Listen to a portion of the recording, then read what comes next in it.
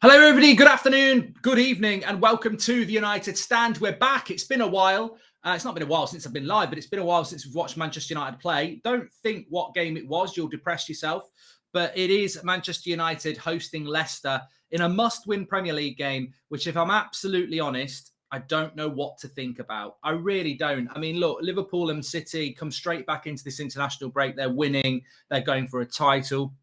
All right, Chelsea are losing to Brentford, but they're in the Champions League. They're in the FA Cup.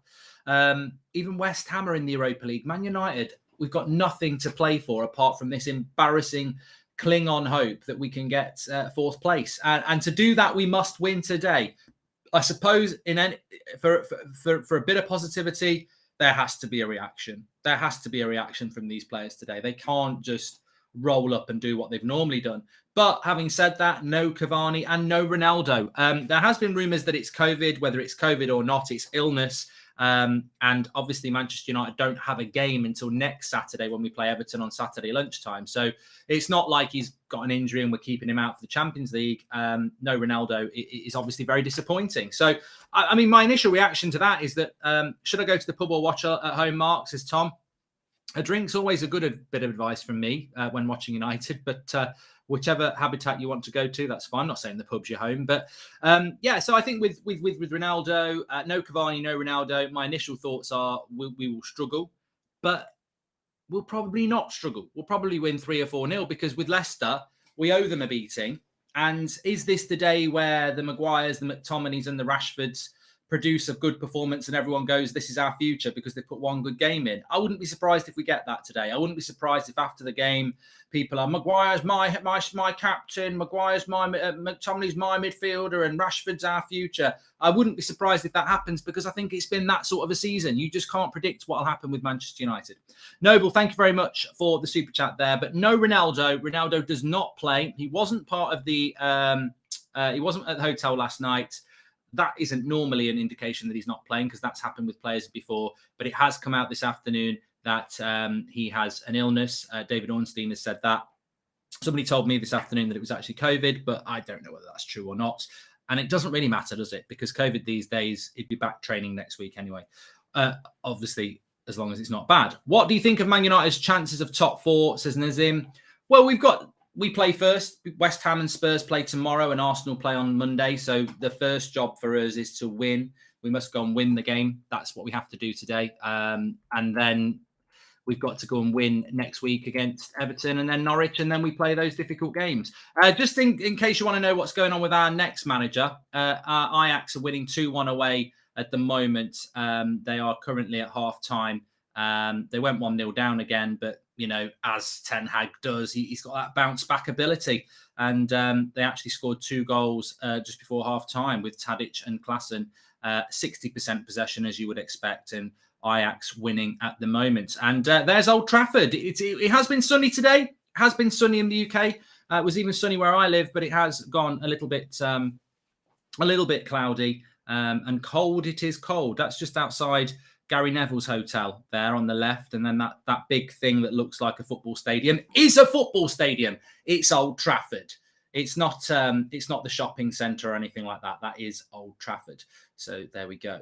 Yeah, that's that. There we go. The atmosphere is building. But I think, as I said, I think it's over the international break, we've very much been excited about the manager situation, haven't we? And that manager situation hasn't been resolved yet, but it seems to be the only positivity we have at the moment. And that's why these players, I mean, look, I'll say it right now. I'll be very happy if we win today, but it would be absolutely typical of this lot to win today when basically the season's over. Oh, we thought we'd turn up now. There's no pressure. We thought we'd, you know, you can guarantee Maguire header, Rashford hat trick, you know, keep a clean sheet. It's almost written in the stars, isn't it, that they'll turn up today when actually we should have been turning up most of this season. But we do owe Leicester one. I do think we'll win today. Player to watch would be Bruno Fernandes. Obviously, he's got his new contract. I saw Paul Merson saying giving him the contract stupid because if the new manager comes in and doesn't like his attitude and the way he acts, it's a waste of money. But I would imagine that any manager would want Bruno Fernandes for at least a season to see what he's all about, because he has been our best player. So I do think I do think that signing Bruno won't be a problem in that sense. What's the score in the Chelsea game? It's still 3-1 to Brighton.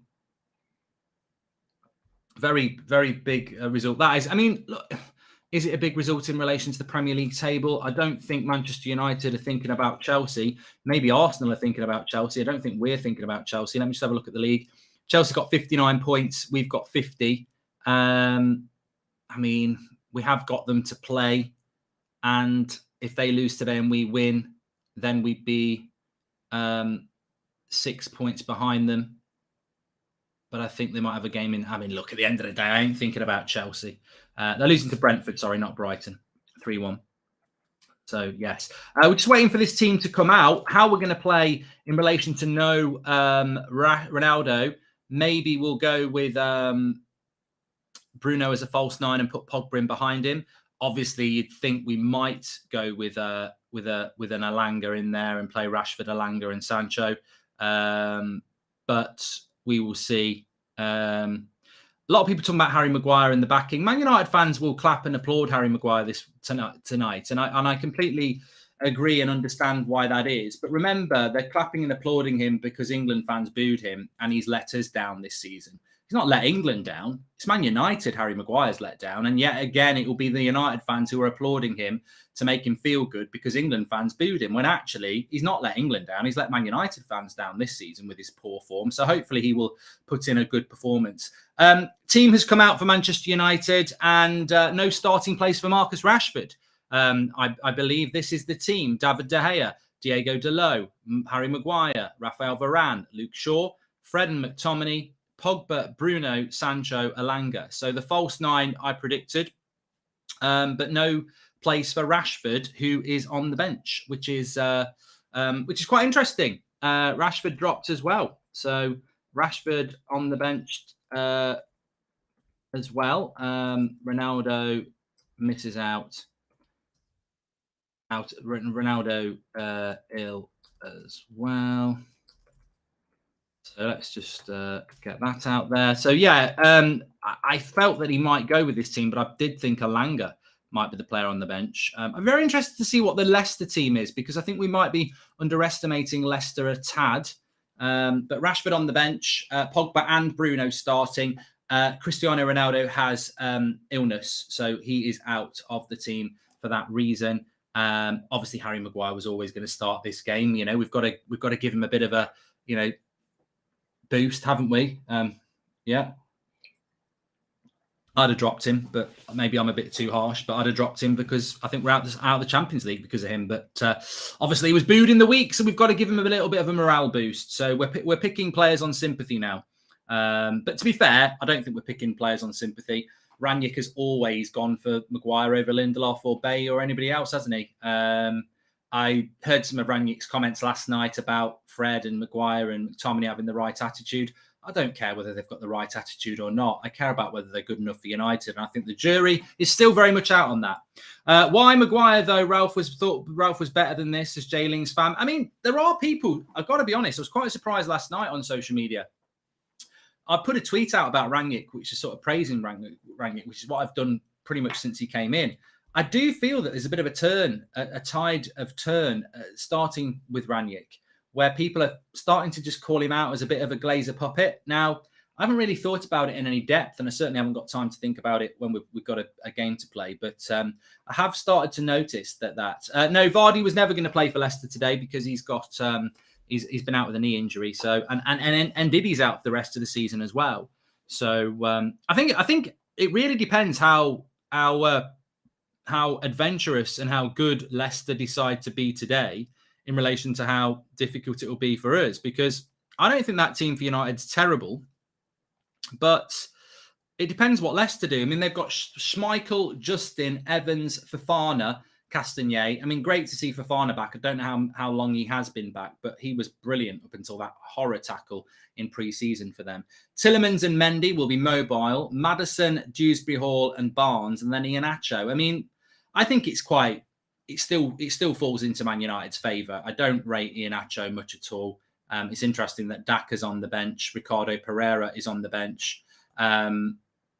Sionku's on the bench as well. Lookman's on the bench. They've got decent options on the bench, to be fair, Leicester. But remember, Leicester have got the Conference League, which is what they're prioritising. I mean, we've probably caught Leicester at a bad time, really, because if we'd been playing them on a Sunday next week, I think they'd have put a weakened team out. But we've caught them after the international break, where they'll be looking to get up to speed for the Conference League on Thursday. So we're probably catching Leicester at not the perfect time.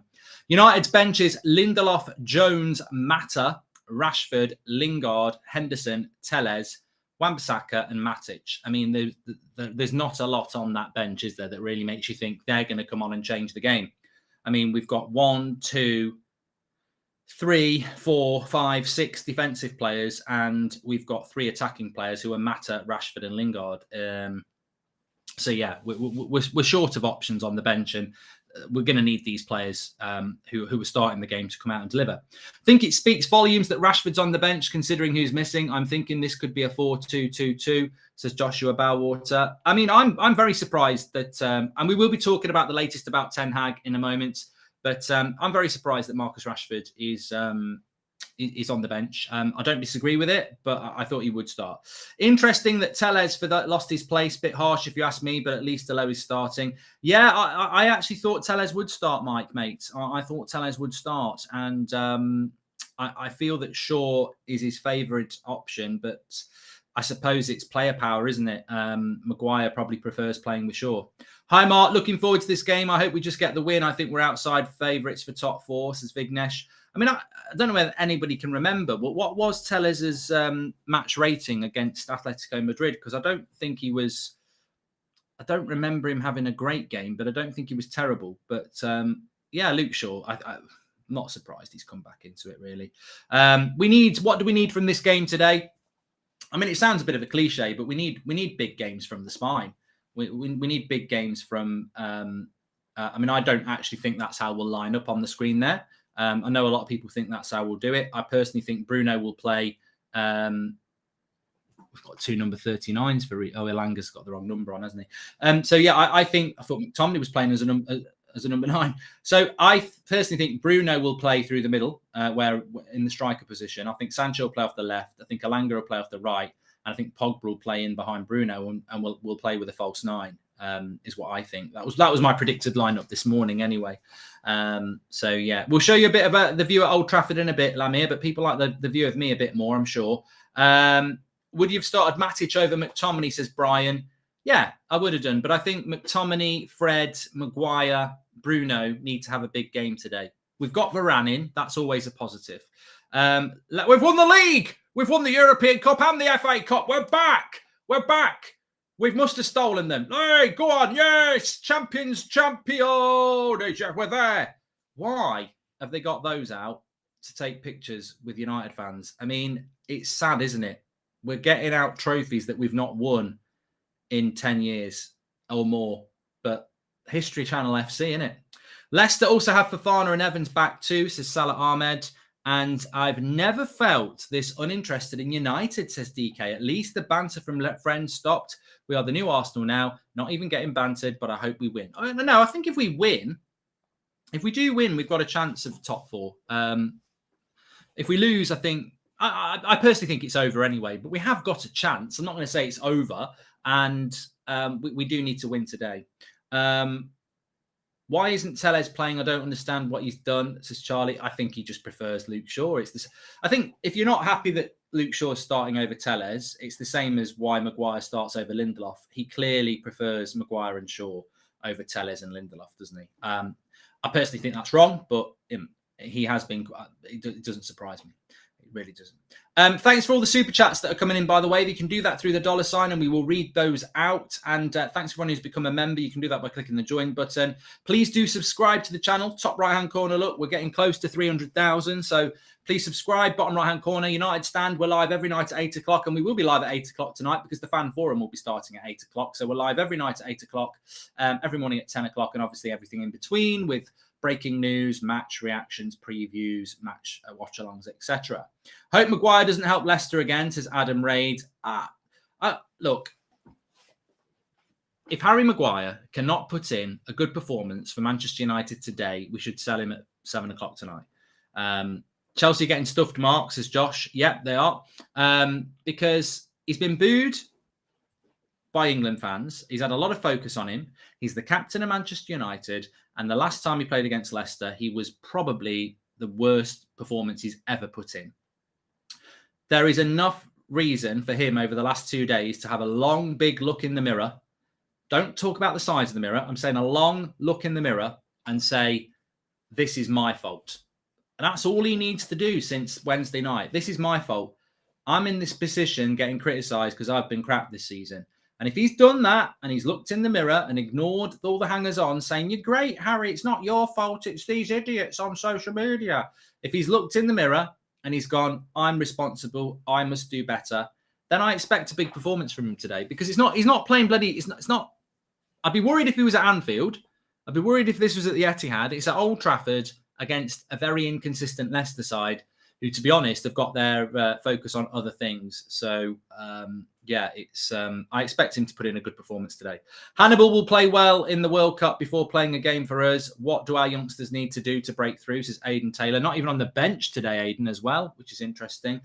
We have got some updates on Ten Hag we'll discuss in a minute, but we're just talking about the team news here. No Ronaldo, no Cavani, and Rashford's on the bench. Hopefully United can come in clutch like TUSFC yesterday, winning the Champions League made my Friday nights, is Justin. Yeah, it was good. It was good. I don't know whether you've seen that thing on my Twitter feed that Matt did as well, the little compilation of the road to the final. Mark, if you could sell 4 players and buy 4 players to replace the one sold in the summer, who would you go for? It's like if you had 1 bag of corn, a boat, a fox, and a chicken, how'd you get them across the... I mean, look, ultimately, if I could sell 4 players, it's irrelevant, MJ, because we're going to lose 6 or 7 players anyway, which is a lot. So, but obviously I would sell Maguire. I probably would sell Rashford. I think it's the right time for him to go. I would let Fred go. So that's 3. Who would the 4th one be? Look, people like Pogba, Cavani, Bailly, they're all going anyway. Matic is going to go anyway. So, in fact, if Matic wasn't going, I'd let him go. That's an easy little cop out, I suppose. But Mark, let's move on. Remember the days when we used to have 4 strikers? 4 players I'd bring in. Tchouaméni as the CDM, Darwin Nunez as the striker. The centre back for me would, I don't know what I'd bring a centre back in. I've not really thought about who I'd bring in, but I would bring a centre back. I mean, I'd love to get Rudiger, to be fair. And then as the sort of wide player, look, there's good options out there. I'm not saying we'd get him, but Anthony at Ajax, Rafinha's been mentioned as well. So they'd be the 4 I would go for. I don't think we need to buy 2 midfielders if we get Donny back under Ten Hag. Remember the days when we used to have 4 strikers minimum? Now we can't even field 1. 2 strikers in a club of this size is a joke, says Aaron. And when we lose, he deflects. When we win, he praises himself. Hard to get behind that, says Oz. Oz, I don't know who you're talking about there. You could be talking about 15 United players. I don't know who you're talking about. Ronaldo has absolutely not got a chance of playing in this game today. He won't be playing because he's got illness, and Cavani's not either. So there we go. It does feel a little bit weird being back with these watch-alongs. Yeah, somebody just said that. It does feel a bit weird. Normally, you'd be raring to go. I mean, we should be in the Champions League next week. And we should have a few more points to be in a race for top 4. We should have an exciting end to the season. In fact, we've got quite a daunting one. Sorry, I was talking about Maguire, says Oz. Okay.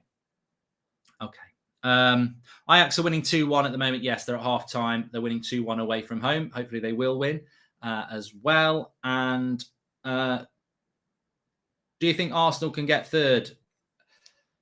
I don't know. I don't know. I think Chelsea, it's a weird result for Chelsea today, that. And you've got to take your hat off to Brentford. After Harry makes mistake today, and if we concede, let's salute him and give him standing ovation. Don't like booing, but criticism is out of option, says Savash. Kickoff is in 45 minutes. It's at 5:30. So I'm going to bring you up to date now with, thanks for the super chats that are flying in and the chats as well. Appreciate that. But I'm going to bring you up to date with some news that's sort of come in over since the 8 o'clock last night.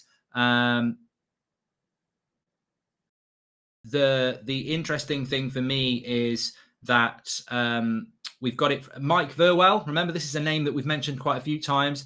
He's I think he's a journalist, sort of stroke blogger, who's very close to Ajax, and he's had quite good updates over the last few weeks. He came out last night saying that Erik ten Hag is the firm favourite for the Manchester United job, and that the likelihood is that he will be announced once Ajax have won the league, or maybe at the end of the season, but he is the favourite. Further to that, his release clause is only £1.7 million. So even if Poch is free, you can still get Ten Hag for £1.7 million. I mean, considering we've probably paid Cavani double that over the last 3 months, and he's hardly kicked a ball for us, it's not a lot in the world of Manchester United. And he is the favourite to become the new permanent manager of Manchester United. So look, that's good news. I think most people would identify that as good news. And I suppose probably part of my apathy and weird mood around United at the moment as well is that we came out of that international break not knowing who our manager is, and I think that was a shame. And it does make me worry about the transfer window, of course. Chelsea 4-1 against Brentford, and they've not had a man sent off as well. So Brentford have absolutely annihilated Chelsea, and Real Madrid will be looking at that going, oh, we fancy our chances now. Very surprising loss for Chelsea. Maybe the upheaval is starting to hit. And a big goal for Reading. Go on, Incy, the governor. He's been 1-0 down against Barnsley. If you know, you know. Barnsley are 5 points behind Reading. Reading are 4 from bottom. Incy's been brought in to try and keep them up. They've been losing 1-0 for most of the game. And in the 82nd minute, they've equalised. Go on, Reading. Go on, Incy. It's 1-1. And if they can get that point there, that would keep Burnley 5 points behind them. So big result, big goal there, potentially, for Incy. Mark, would you take Simeone and Inzaghi at United, says Joel? No, I want Erik ten Hag. Here's how tonight will go. Maguire to score a winning header. Hashtag my captain trends worldwide. United media team cream their knickers. He gets a new contract, says Luke Jones. Yeah, I love that. Okay, Adam's video is going to be going on in a minute. If you give me a couple of minutes. But yes, Ronaldo is sick of playing for us. Just admit it, says Matt. I don't know about that, Matt. I don't think Ronaldo's got that sort of a mentality, to be honest. What an awful season. Started with excitement, says Matteo Red Devil. We bought class players plus Ronaldo. Ollie talks about a title, yet here are a few months later, worst season ever. Well, I do agree that I think we're in the worst position we've ever been in the Premier League history. I cannot get on board with people who say it was worse under Moyes, because we didn't have a team like this and we weren't promised so much at the start of the season. This team was meant to deliver. That was the selling point at the start of the league. And remember, David Moyes did take United to the quarterfinals, I think, of the Champions League as well. I'm pretty sure we lost to Bayern Munich under Moyes, and Evra scored that banger in Munich. So, look, I think we're in the worst position we've ever been in the Premier League history at the moment. And Noble, thanks very much for the super chat. Okay, so look, Adam's outside the ground. He's going to give us his pre-match thoughts. We'll get up on the screen. I'll be back with you in a mo. Okay, teams are in. Almost got it absolutely spot on out of my prediction. I think only, Rashford not in the team, Pogba in place. Well, it looks like we are full on going false nine with Bruno. Now, kind of worked in a way for spells against City, but this is going to be a little bit different today, because this defence isn't that great for Leicester. We spoke about this in the preview, and it's like, can we take advantage with Bruno as the number 9, or false number 9? Pogba can be that target man again. I didn't expect Pogba to be playing, I really didn't, but the news last night that we got that Ronaldo may not be available today has come to fruition. Obviously no Ronaldo, so needs must. Kind of shows you where Ralph's thinking with Rashford at the moment. I said in the preview yesterday, has 3 weeks with Ralph on the training ground with Rashford done him any favours? Clearly not. Ralph's saying Rashford needs to play like he trains. Well, he's not in the starting lineup today when we need a striker and a forward. So that kind of says exactly where his mood is right now with him. And like I said from the press conference with Ralph, it is literally like he's just putting players together now, making teams just to see the end of the season out. Today with that team, I couldn't tell you how it's going to go. I'm going to stick with 3-1. I can see goals in it because the defences are that poor. Whether Bruno works as the false nine, Pogba's going to be key today for me though now, I think, in terms of creating anything at all, and that link up with Bruno.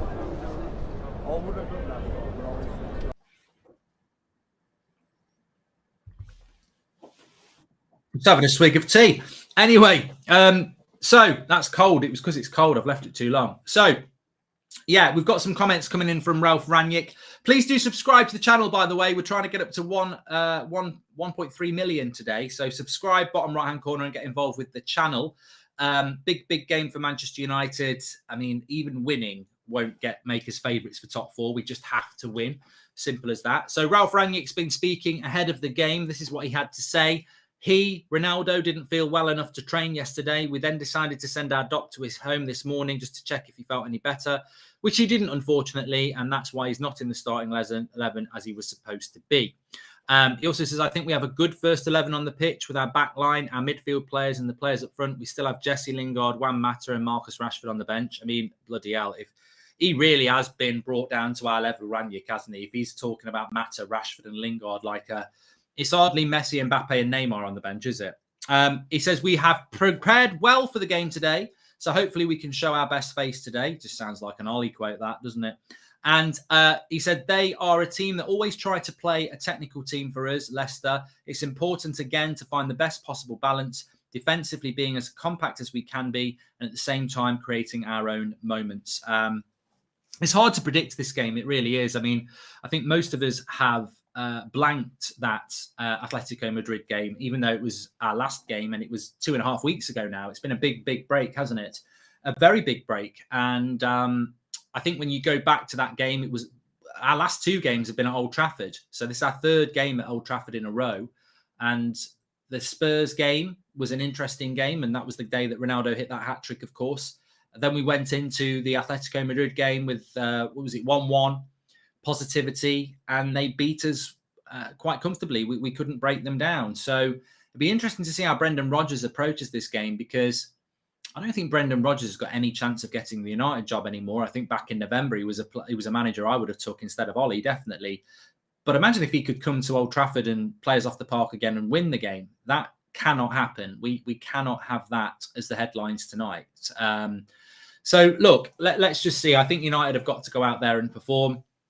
I actually think they will perform, because I think the pressure's almost off. I think the fans, I think when you think about the Spurs game and you think about the Atletico Madrid game, the expectation was there. I mean, the build up to that Atletico Madrid game, I remember it. We were all very excited. We couldn't wait. It was a big European night, the Red Army and everything like that. And the fans were there to deliver and the players didn't deliver. I think the expectation is something that these players and Manchester United struggle with in recent years. But I don't think that expectation's there today. I think it's very much like we don't know what we're going to get. And maybe because the expectation's not there, these players will probably perform, because ultimately they've got a weak mentality under pressure. And there isn't a lot of pressure on them today. So maybe with no pressure and low expectation, they'll probably go and put in a performance, I expect. And we need to. I still think if we win today and we beat Everton and Norwich and take 9 points from the next 3, we probably still won't get top 4, because we've got Liverpool and Arsenal, where I think we'll do well to take 2 points out of that. If you don't want Ten Hag, then you are stuck in Stone Age football, says Alvin. Football needs to move forward, and it will do that. It will do that with it won't do that with an inexperienced manager. Thank you. Chelsea got battered. They did. If Leicester win today, I can already see Brendan Rodgers spin about the manager's job, says Triggered Soul. The thing is, I mean, I don't want Leicester to win. Fofana's playing. I don't know whether it's his first game for Leicester. Horrible injury he had. I really like the look of Fofana at Leicester, and they've not had him all season, have they? I don't want Man United to lose to Leicester, but don't worry about if we do lose to Leicester, that Brendan Rodgers will be the next manager of Manchester United, because even when I proposed Brendan Rodgers as an option back in November, there was still a lot of United fans that just don't want him because he's managed Liverpool. So I actually think Brendan Rodgers would probably be less popular than Pochettino, which is saying something. Ajax are playing at the moment. What would be your ideal United formation, says Kazim? What, tonight? I mean, in general, I like the 4-2-3-1. And I think it's a system that certainly Eric Ten Hag likes, and you could almost say that Pochettino don't mind it either. But I like the 4-2-3-1. I like the 4-3-3. I don't like two holding midfielders. I like one number 6 holding midfielder. I like a number 8 who's box to box, and I like a number 10 who supports the midfield, but his job is to be more attacking. So I like that with 2 wide players as well. Leeds drew, says Pandy. They drew with Southampton. Yeah. I've not looked at the bottom of the league, actually. Mr. Murray, thanks for the super chat. And Chelsea in the Mud, says Mir. We need to have a little look at that league table. I don't know whether we've got a hand. Have we got a game in hand on Chelsea or not? I'm just having a quick look here. I don't know whether we have. It's hard to tell because I think they've just played their game in hand. Yeah, they have. Yeah. So we're 9 points behind Chelsea now. But after today, even if we go 6 points behind them, they've still got a game in hand on us. So I don't think we're catching Chelsea. I think Arsenal might be able to catch Chelsea. They've got a game in hand on them.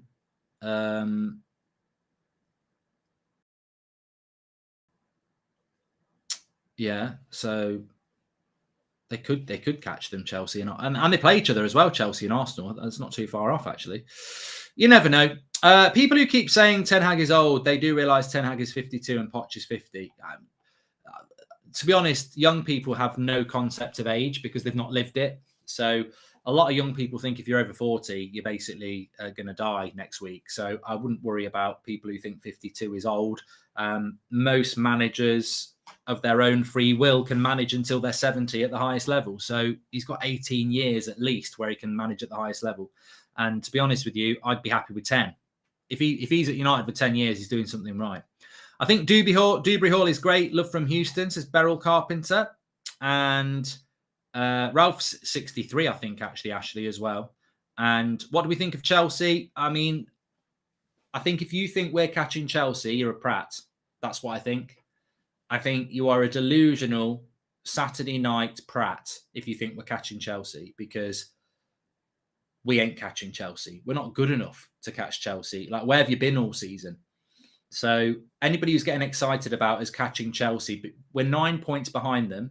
If we win today, we're 6 points behind them. But they've got a game in hand on us as well. So we're not going to catch Chelsea. It would be miraculous to catch Chelsea. And also, why are we catching Chelsea? What if Spurs and Arsenal catch Chelsea and kick them out the top 4 like us? So I wouldn't. Let's just win tonight. That's the thing for me. Win tonight and then move on from there and see what happens. You can clip it all you like. I don't think it's going to happen, and I hope it's reverse psychology, and I hope I am jinxed on that. We will do good to get top 4. The only thing United need to catch is Ten Hag, says Alpha Gaming. And what do we want, Ralph? Gone, says Danny. Okay, he was actually singing that song. What do we want, Ralph? Gone. When do we want it? Now. I don't want Ralf Rangnick gone. I want him moving out of the manager position into a position where he can rebuild a football club, which is what he's all about. Arsenal catching Chelsea. Dream on, Arsenal, says Captain Monopoly. Big game for Arsenal. Of course, we're the first of the top 4 contenders to play this weekend, because West Ham play Everton tomorrow. Then Spurs play Newcastle. Then Arsenal play Crystal Palace. There's opportunities here for United. If we can beat Leicester, which I expect us to, then everyone else has got a difficult game tomorrow. And look, if we win, we go above Spurs, a point behind Arsenal, and the pressure's onto them.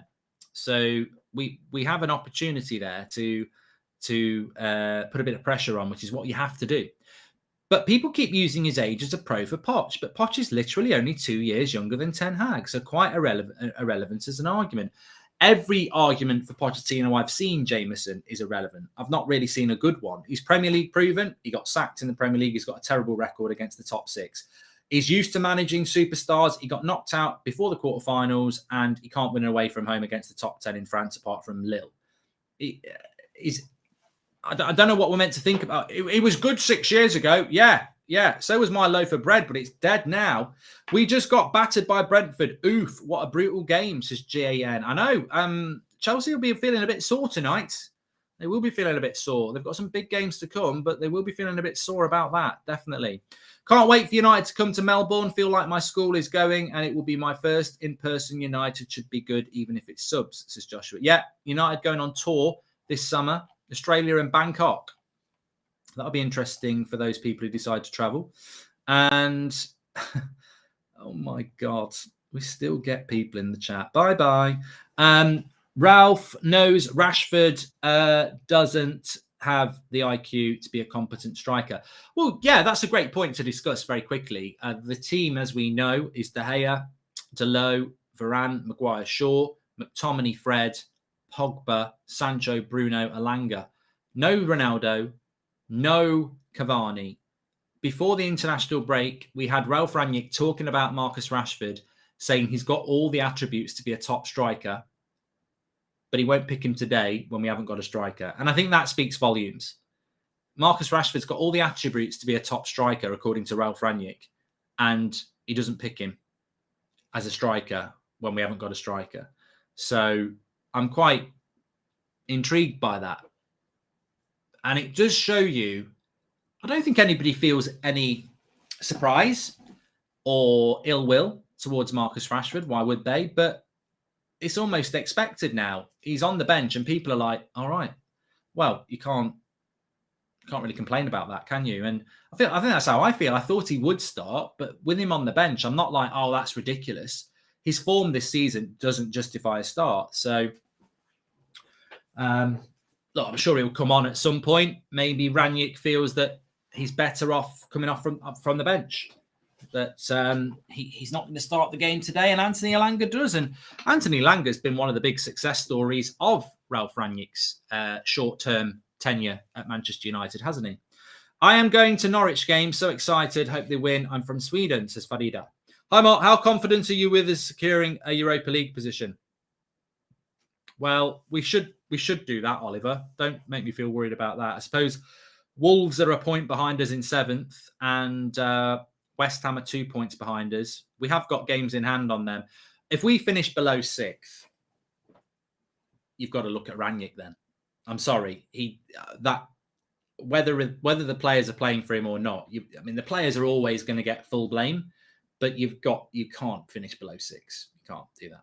Ronaldo's not very well, Mahendran. He's not very well. Ralf Rangnick has confirmed it, but we knew that quite early. There's Harry Maguire walking in with a big smile on his face. Can't wait to be cheered as he comes out. Cheered for being booed. Give it 10 minutes, mate. Alpha Gaming, thank you very much for the super chat. And if we had Ander Herrera, would you start him ahead of Fred and McTominay? Oh, my God. Of course I would. What do you think with Arsenal potentially chasing 3rd now? It releases some of the pressure and feel from having to defend 4th from United and Spurs, says James. Well, Arsenal have got a difficult game against Crystal Palace on Monday. I actually quite fancy Palace to get something, maybe a draw. So I don't know necessarily that really distracts Arsenal at all. I think that they've got no cup football. They're in a good position. They're feeling very excited. And like you say, I think it probably will make them feel even more focused and excited that they can go for Chelsea now instead of looking behind them, like you say. So, yeah, great point. Great point. Time to finally watch football in VAR again. Good game back in VAR to watch, says Jeannie. Okay, don't know what that means. How can it be Rangnick's fault if he never was back, says Chase. Mate, have you grasped the point of opinion? My opinion is that if we finish outside the top 6, Rangnick's got to take responsibility as well. I mean, it will always be the player's fault, but you can't finish below 6th as a manager and not take some responsibility. Do you think we should give chance to James Garner, says Tabba, maybe next season? And all Rashford's league goals this season are off the bench. It's no wonder Ralf starts him on the bench. And Mark, do you think United will settle for another CDM if we can't get Rice? Well, interesting, Ted. That was actually going to be a topic I was going to bring in. I think David Moyes has come out and said that Declan Rice is not for sale. The price last year was 100 million, but it's not acceptable anymore. They want 150 million. West Ham fans get very, very precious, understandably, when you start talking about Declan Rice leaving. But the thing West Ham fans need to understand is that Declan Rice has let it be known to people in the industry that he wants to move away from West Ham for the last couple of years. He's been quite open about that, but he's always been very respectful of West Ham. And if nobody comes in for him, then obviously he will stay. But West Ham can't keep pricing him out of a move when he doesn't want to be there. He wants to go and play for a bigger club. He wants to go and play in the Champions League. And I think he's got every right to do that. I do not think Declan Rice will go for £100 million. I think he will go for about 80 million. And we can all clip it and we can all moan about it, but we'll see what happens. I think he will leave West Ham this summer, and I think he will leave for around 80 million quid. But as we know, David Moyes has come out and said it'll be 150, but Declan Rice wants to move on. And his contract, he ain't going to sign a new one. So United finishing below 6th would be the biggest down tools player incident in Premier League history, says Ice Mooney. And I'll leave it with the Declan Rice. We don't need another player like him, says Jay Hodgson. And what do I think Declan Rice is worth? No more than 70. Absolutely ridiculous price of 80, 90, 100 million pounds. He's worth no more than 70 million quid. Tell me a CDM that's been for over 70 million quid. I can't think of one off the top of my head. I can't think of a CDM that's gone for over 70 million quid. So why is Declan Rice being quoted at 100 and 150 million pounds? He's a CDM. He's a centre defensive midfielder. Why is he being quoted at strikers options prices? So 70 million quid is a lot of money, and that's the max he should be going for. But obviously, we've done it with Harry Maguire. We've done it Aaron Wan-Bissaka. This British tax you pay on top is ridiculous. It's more than VAT. United always break records. This is a must-win game, says Gilberto. 100% it is. I really am looking forward to the match actually starting. To watch a game of football with Manchester United playing is going to be very, very interesting. I think, are they going to come and deliver the performance? I think they will, which we are owed. We are owed a good performance and we are owed a win. Or will they come out and play like they have done in the past and absolutely bottle the situation? I hope not. I hope they're going to deliver. Rashford deserves the bench, says Abdul. You're not the first person to say that, pal. So Alanga starts. And the thing is, I've got to say, even if United were playing well, I'm nervous, Marky, says Richard. Even if Manchester United were playing well, I would be quite concerned about this game, because I look at that lineup on my left that's just disappeared to show you the league table. But I look at that lineup and I think, you know what? Sancho's been decent this season, but he was abysmal against Atletico Madrid. Sancho's put in a performance in his last game where you think, oh, God, he can have a bad game. And you've got Alanga, who's a young player, so he can be inconsistent. You've got Paul Pogba, who can be brilliant, but inconsistent. You've got Bruno Fernandes, who, yes, he's got the knack of getting a goal or an assist, but to be honest, has been pretty poor this season. McTominay and Fred. Got Varane, who's brilliant. Maguire has been very, very disappointing. Luke Shaw's been disappointing. De Gea's been brilliant. And at right back, we've been a bit up and down. So really, Varane, De Gea and Sancho apart, a lot of those players have been poor this season or inconsistent. So it's very difficult to predict what United will do today. I mean, we could get a game where Fred plays well, Pogba plays well, Bruno plays well, Alanga plays well, Luke Shaw plays well. And if that happens, we'll win, because you've got too many players playing well there. But I don't know what we're going to get from United. But what we need to see is a big performance, because the fans will be behind them again. Up the Arsenal, says Big. What? Every player can have a bad game once in a while, says Kate. Yeah, they can, but I don't know where you've been. Thoughts with you for waking up from your coma, but it's been more than once in a while. Someone count how many of De Gea's... No, we're not going to count that. I tell you what, why don't we count how many saves De Gea's made this season and how many points he's saved as mate? Because this distribution thing is laughable. Let's count how many times De Gea's kicked the ball out badly. Yeah, because that's cost us loads of goals, hasn't it? Loads of goals.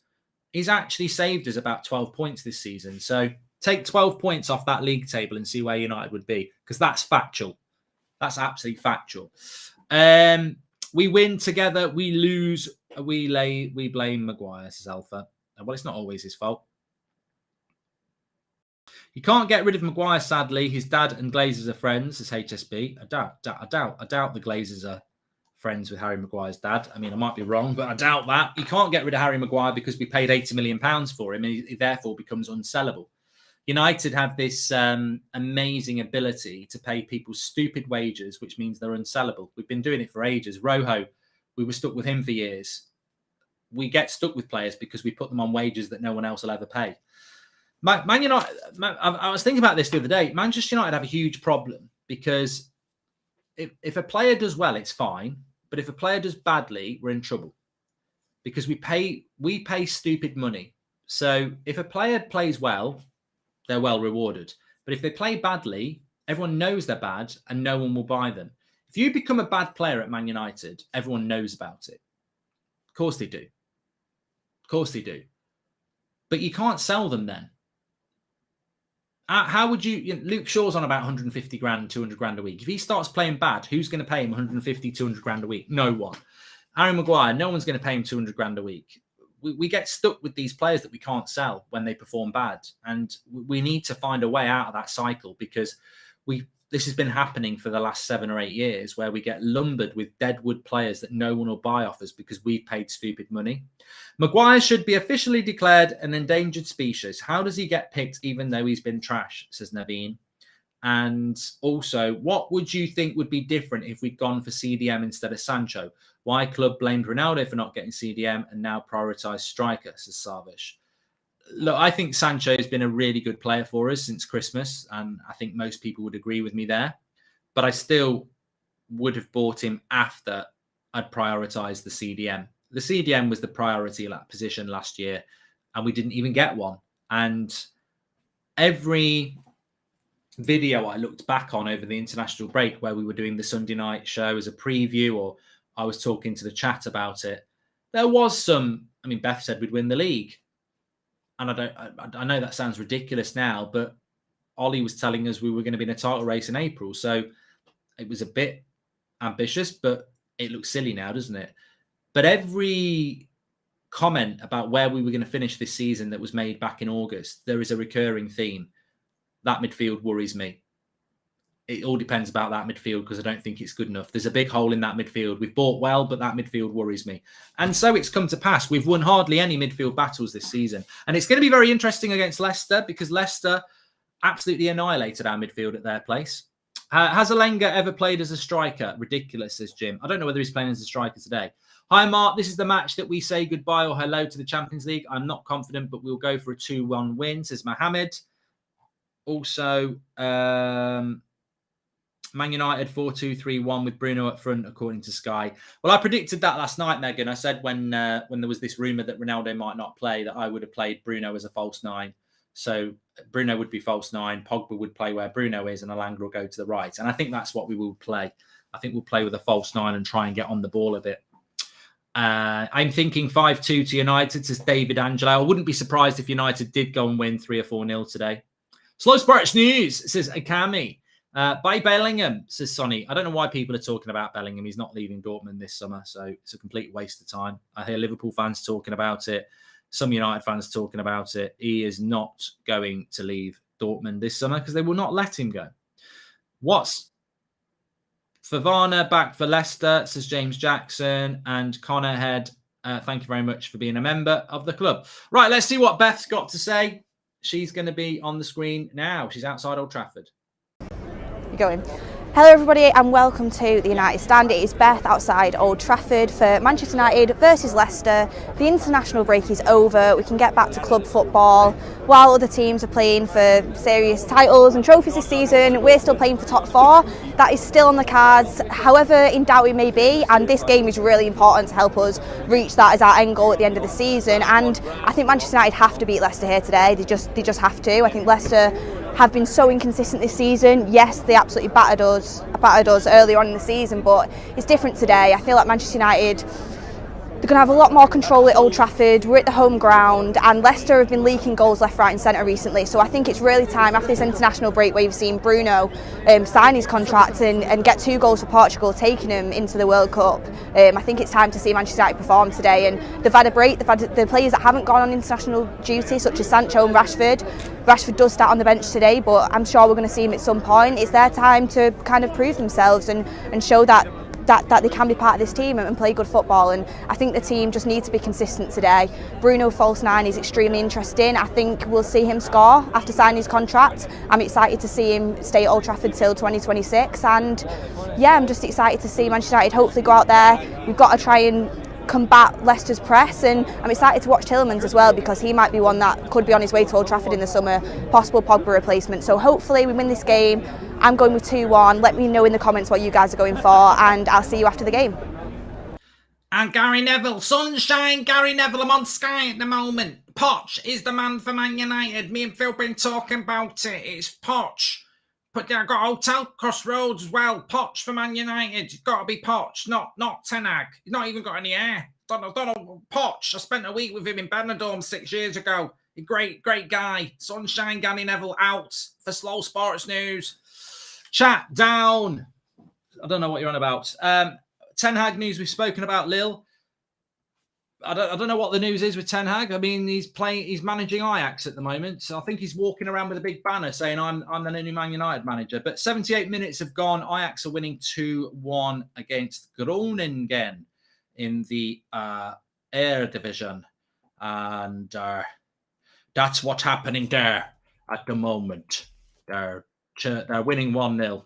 So they're winning 2-1. And hopefully they'll keep winning, because that will help them win the league. And the sooner they win the league, hopefully they can get our job. PSV are playing tonight at half. Actually, they're not playing tonight. PSV are playing at 5:45 against 20. And Ajax are winning, as I said, against 8th place Groningen. I probably pronounced it completely wrong, but they've not lost a game in the last 5. So it'd be a good result for Ajax to win. PSV are playing 20, who are 4th in the league. So maybe PSV could drop some points there, hopefully. But Ajax winning currently at the moment. Right, let's have a look at the super chats. Thanks everyone who's done that. You can do it through the $sign. Hi Mark, I've only just tuned into the show, but do you know why Ronaldo is not in the squad? Shark attack, Jack. Yeah, he was swimming off the coast of Manchester, and he got bitten on the bottom by a basking shark. I couldn't get more things wrong there. There is no coast around Manchester, and basking shark don't have teeth. No, he's ill. He's ill. There's a rumour he's had tested positive for COVID, but it doesn't really matter whether he has or he hasn't. He's ill, so he's not going to play today. If these players really want to play for Man United and want Champions League, they should act now, especially in the big games, says Rashid. A bit late now, I would say, mate. They should have been acting all season. They have been acting like a bunch of prats. Would you rather have a Premier League where it's 2 teams during it out first light right now, or a 5-point gap between 1st and 10th till the end? I'd like to know what you mean, but I'll go with the second option, Acker. I miss the 90s and going into every game expecting the win. Remember those days, everybody, Mctominay out, Tchouameni or Tyler Adams in, says Bradley. Maguire's reaction to all the noise will reveal his true mentality. If he believes he's a victim of abuse and doesn't acknowledge his own form, it's clear he's not at this level, let alone United captain, says Sean Miller. I don't understand why we have no upcoming youth players on the bench. Also, Matic should be starting this game, says Sean. Well, I suppose you could say that Alanga is a youth player and he's actually starting for United. Can anyone confirm the colour of Maguire's boots? Oh, they'll be pink. Don't you worry about that. They will be pink. They will 100% be pink. Triggered 100%. Right, Mark, what do you think the reason was that we won 28 consecutive away games last year with the empty stadiums? Interested on your thoughts and opinions. We didn't win 28 consecutive. We were unbeaten for 28 games. We didn't win them all. I think it's a great question to which the chat should get in there. Mark, please do a new career mode with United now, says Rahul. Wait till Monday. You'll see what's happening. Why did we go unbeaten for 28 games? I think we went unbeaten for 28 games because there was no fans in the ground. I think that these players, the away games were not away games, really. that they weren't. I was absolutely terrified that Man City were going to get the treble last year, because I was like, it would be a cheap treble that they'd never shut up about, because it's not the same. Going and winning at Anfield in an empty state. I mean, Liverpool lost their record under Klopp, didn't they, of being unbeaten away from. Try not to look at Gary Neville. He'll be talking some nonsense about Poch. So I think that the fact that there was no fans in the ground benefited United two ways, because these players have got a weak mentality. So at Old Trafford, I think sometimes they sink under the pressure, and away from home, I think they sink under the pressure of having a crowd against them. So I think it benefited United. Also, it's not just about that as well. Remember, I think one of the big reasons we became very good at winning games was because of the way Ole Gunnar Solskjaer set us up. Deep back four, two holding midfielders, counter-attacking football, didn't concede many goals, but then had the players to grab those moments, I suppose, as well, until he got found out. Thanks for that super chat. Anyway, it was a good one. Whisper says, I have a feeling Maguire will score today. Thoughts? I have a feeling he will score today as well, because he does, to be fair, there's not many things people would give Harry Maguire credit for, but I've always said this, that I think he's absolutely world-class at winning headers from corners in the attacking areas. Unfortunately, he's terrible at directing them, but he is very good at winning headers. So if we win some corners today, then maybe. Do you think Pogba will play well since he's fasting? Says ADK, but no idea. He has played before when he's been fasting, so I think lots of other players as well. So I have got no comment on whether that's going to impact on him or not. Maybe some people in the chat can give us a bit of insight. Ash says, you won 28 games because Man United fans weren't putting pressure on the players to succeed. Maguire is a good centre-back. He just can't hack the pressure of captain, says Ash. Well, he should give up the captaincy then, which he won't do.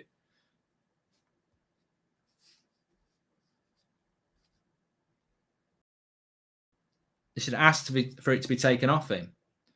Simple as that. Dan says, Man United made inquiries at the end of last week as to how much it would cost to release Erik ten Hag from his Ajax contract, says Dan. Yeah, well, we know it's £1.7 million, which sounds a lot to you and me, but to Manchester United, it's 2 months of Harry Maguire's wages. In fact, he gets $2 million. He gets $1 million a month. So it's definitely achievable, is what I would say.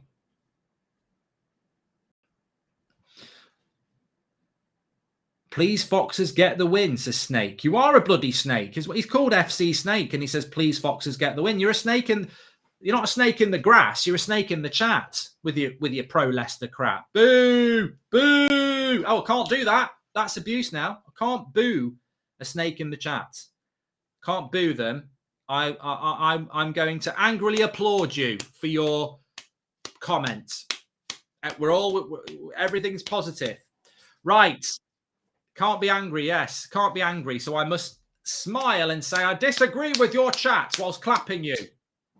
I can't disagree as well. I'm getting in the air. I don't like your chat. No, that's too negative. Your chat is interesting.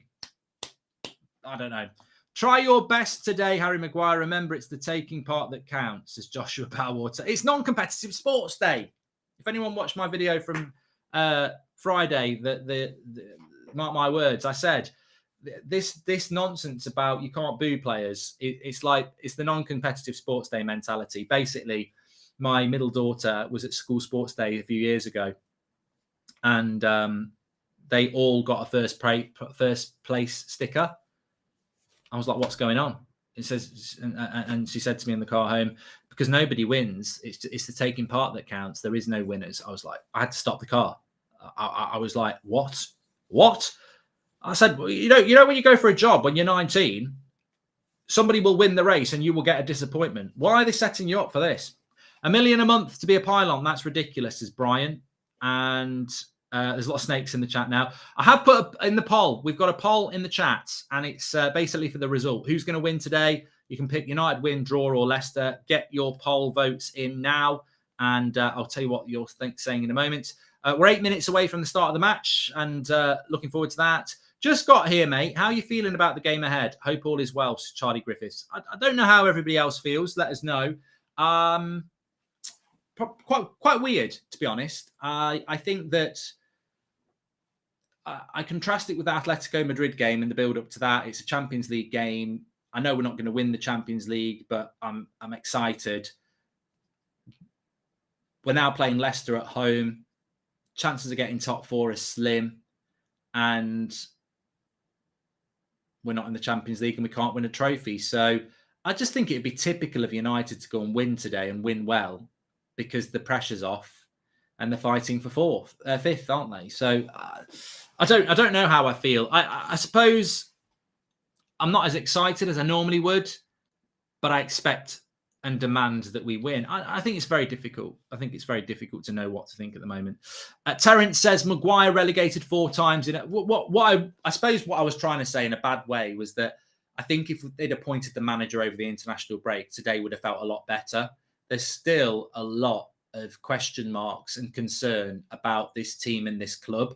Like, they could still appoint Pochettino with this bunch of prats. Like, that terrifies me. I think just wanted Ten Hag to be appointed, really. Maguire relegated 4 times and only had 1 good season at Leicester before coming to United. How did we not see this expensive flop coming, says Terence. How did we not see it with many other players that we've bought as well? Unfortunately, it's a recurring theme for United, and we need to do much better. 88th minute, it's still 2-1 to Ajax, away to Groningen. I don't know how you do it, but they are looking like they're going to get 3 very big points there. Erik Ten Hag. AJ says we're going to win. So says I'm going to lose. Some very interesting results today. Chelsea losing 4-1 at home to Brentford. Very, very interesting that. Man City and Liverpool both winning. Brighton drawing with Norwich. Wolves beating Villa, and Leeds drawing with Southampton. Of course, in relation to the top 4 race, nobody is really playing in that race apart from us today. West Ham play Everton tomorrow. Southampton play Newcastle. I'm doing a watch-along for that on Sunday afternoon. And then on Monday, I'm doing a watch-along of Palace against Arsenal. So what we need to do is get over the line and get a win today and try and put some pressure on this top 4 race.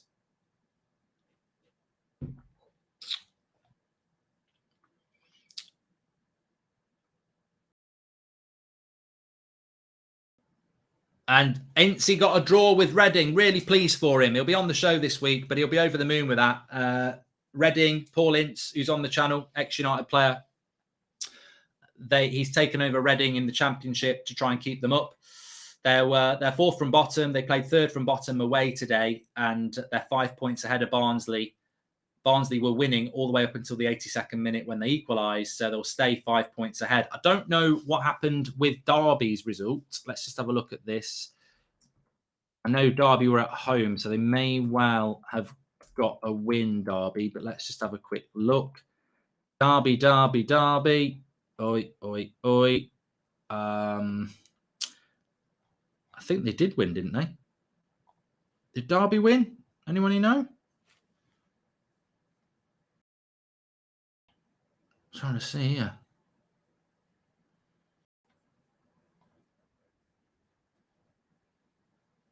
Derby 1-0 against Preston, which puts them 28 points, 6 points off Reading. Played a game more. They got a chance. Old Derby, but good result for Incy. Please subscribe, by the way. Bottom right-hand corner. We're on the road to 298,000. Man United players are coming out onto the pitch here. Lots of applause for Harry Maguire and the players. Whether they deserve it or not is by the by. A bench that has no youth, no game changers, and half of them should have left Man United time ago is depressing. I hope this changes dramatically next season, says Edward the 5th. Thank you very much, Edward. And thanks everyone who's tuning in. We're approaching the start of this match now and looking forward to it. Harry Maguire's smiling and nodding with Leicester players. Take me back. He won't want to go back to Leicester. We're 300 subscribers away from 298,000. So please subscribe, bottom right-hand corner. Get part of the United Stand community in the chat. It's fantastic. It's absolutely incredible. We're ready to go here. We're ready to go. let's hope that we get a good start as well. I don't want to see a slow start from United. It worries me a little bit what Rangnick said about we need to attack, but also be compact at the back. It sounds very much like let's just do what Ollie did, and maybe he's had to settle for that. 90 minutes plus 2, Ajax against Groningen. They're still winning 2-1. Mark, to be honest, Ten Hag just looks like an elite manager. I mean, looks-wise, it'd be nice to have a good-looking, smart manager for once. I love the content. That's from Yash. Mark, would you invest in professional wedding guest service app? They are paid to fill empty seats during weddings. Says Jazz. What? And Mark, to be honest, Ten Hag, yeah, I've done that as well. Right, we're getting very close to the start of the match. Make sure you smash a like on the video and please do subscribe. Bottom right-hand corner. Excited for this? I wouldn't say excited. Mildly excited. Pink boots, Harry doesn't learn, wonders where the boots come from, says Marco. Hi, Mark. It's Daniel from California again. Hope you and the family are doing well. It pains me to give credit to Arsenal, but it's very much appreciated and wish there was more people like you in the industry. Oh, no, Daniel is an Arsenal fan. Thanks, Daniel. Hopefully you will lose on Monday. I'm sure you understand why I feel like that. So, yes, we are good to go here. And 2-1 United, says Alpha Gaming. Let me just tell you this. I'm going to end the poll here. 58% of you have gone with a Man United win, 20% with a draw, and 22% with a Leicester win. So, yeah, I'd agree with that. I think United have got a good chance of winning today. A different take. Is it just me or I just see much more fluidity while watching other mid-table teams, says Vu. And, yeah, I think that you're not wrong there. Just taking some notes. Ahead of the game because I like to look at them back after the game for the match reaction. Maguire's not been booed. Shh. Right, let's get ready to go. Players in place. False 9. We'll see about that. I think Bruno will play as a false 9. The sun's out as well. It's a bit chilly, but the sun is out. The sun's gonna come out tomorrow. Bet your bottom dollar that tomorrow we'll be smiling tomorrow. Hopefully we'll get Ten Hag. 3-1 to Ajax. 3-1 to Ajax. They've got a late goal again. Berghaus, good player and does nice jackets. 3-1 to Ajax. They're going to get the win. Anyway, we're about to start with the match here. Daniel says we're off. There we go. Completely understandable what that's part of the game also. Much love from California, says Daniel. Thanks for the super chats that have come in. If you keep putting them in, we'll keep reading them out. 4-1 to Brentford, says Christian. Slow Sports News from Christian. He's realised that Brentford beating Chelsea 4-1 today. There was no booing of Harry Maguire. You're talking out your arse. It'll be from Leicester fans, actually. After the whole Maguire story, what be next? Will we be applauding Leicester if they score? Says Jameson. Well, interestingly, Varane is playing as the left-sided centre-back. Maguire playing as the right-sided centre-back. Very interesting. The starting lineup better do the job because we have no bench.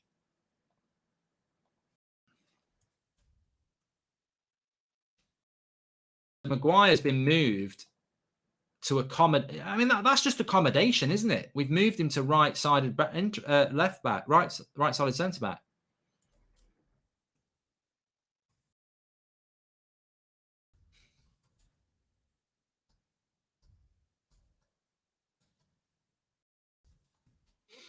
Early thoughts on that?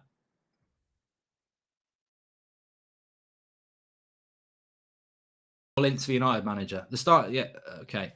So it's an early free kick for Leicester here. You know what? I always think this as well. We always attack the Stretford end in the second half. Can anybody ever remember that not happening? Mark, would you invest in... I've done that one. Mark, to be honest, Ten Hag just looks... I've done that one as well. These super chats are old. Don't know why they're coming up. There we go. Early free kick for Leicester, and it comes. Little flick over the bar. Good header from Harvey Barnes. I like Harvey Barnes, you know. I don't know whether he's good enough to play in a top 4 side, but I always thought he was a quite half-decent player. Maddison with the free kick, gets his head on it. Little bit of a flick over the bar. Get physical. Physical. Yeah, so Harry Maguire is playing as the right-sided centre-back. We've not really seen United on the attack yet, but Alanga's definitely playing off the... No. Alanga's playing through the middle. Pogba's playing on the right-hand side. So we all were wrong. Alanga is playing as the striker. Bruno's playing as the 10. And Paul Pogba's playing off the right.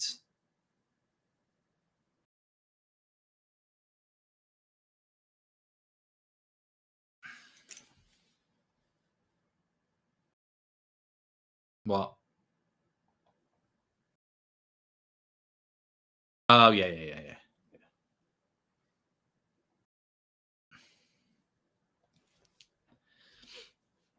So United on the ball here. Sancho.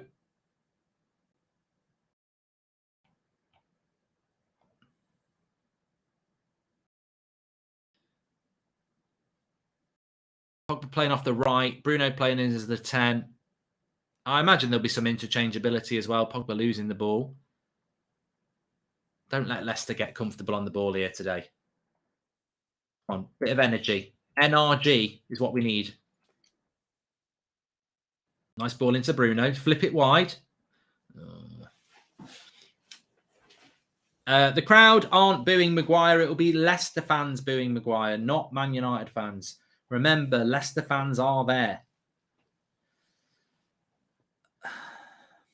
3 minutes gone. Hopefully the risk of having the two most suspicious defenders on the same side of the defence will pay off. We need this win. Come on, United, says Joskin. Yeah, why do I think he's put Harry Maguire as a right-sided centre-back after 2 years? Harry Maguire's always been the left-sided centre-back. And I honestly think it might just be to get Maguire back into form because he's right-footed. So maybe it's about you've not been doing the basics well. So I don't want you to play as a right-footed, left-sided centre-back. I'm going to put you on the side where you're comfortable and see if that makes you feel any better.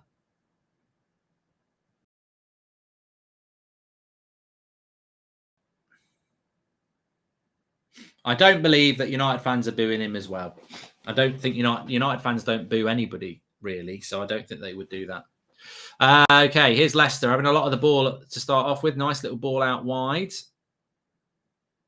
Oh, Luke Shaw, you're going to get booked there, mate. There's no way you got the ball. You didn't get the ball. I think you might get booked. Yeah, straight into the early booking for Luke Shaw. He's insistent he got the ball. Didn't look like it to me. What the fuck is he talking about, mate? How can he get up and say I got the ball? Never. What is he talking about? Bruno, I got the ball. I know. Don't worry. I moan too. Don't worry. I'll moan again for you. Don't worry. I know. I've got the ball. The early yellow card.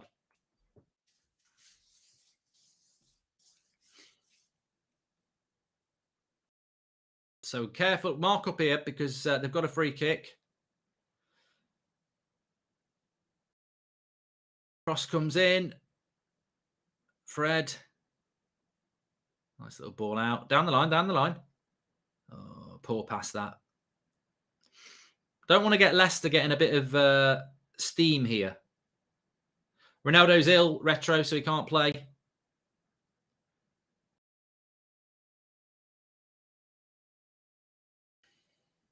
Is Bruno Welsh? Yeah.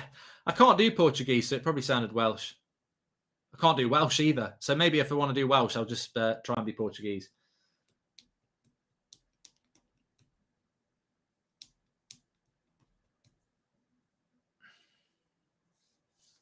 Mark, please saying back in form. He's never been in form. This and has always been Maguire's level. Let's stop kidding ourselves, says Andre. Well, he's playing his right-sided centre-back. Nice little ball. Pogba. I thought he was offside there, but they've not given it. Leicester carry on. All it takes is one mistake from Maguire and the English press and pundits will be all over Rangnick questioning shifting Maguire from left to right, says Julian. Good play by Mctominay. And then a crap pass. Story of United's first 5 minutes here. Little bits of promise and then just a mistake. Luke Shaw on an early yellow is a bit of a concern.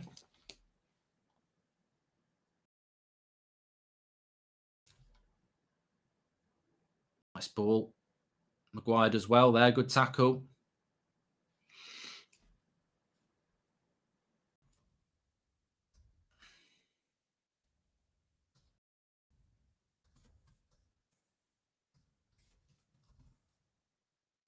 That Gary Neville's going mad. Oh, Harry! Oh, sunshine! That's my centre back there. He made a tackle. He'll be hoping for some corners today.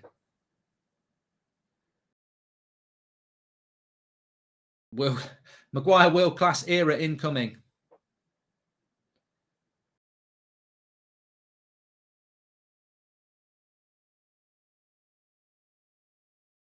That needs to go on a highlight reel, that does, from Maguire. He tackled well there. They're chanting his name now, chanting Maguire's name. Apparently, I can't hear it.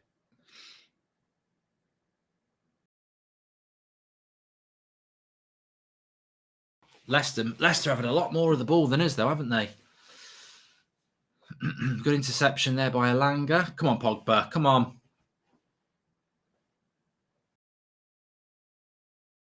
Nice. Tried to play the threaded ball there from Alanga. Use his pace. Come on. Where's the pressure on the keeper here? Come on.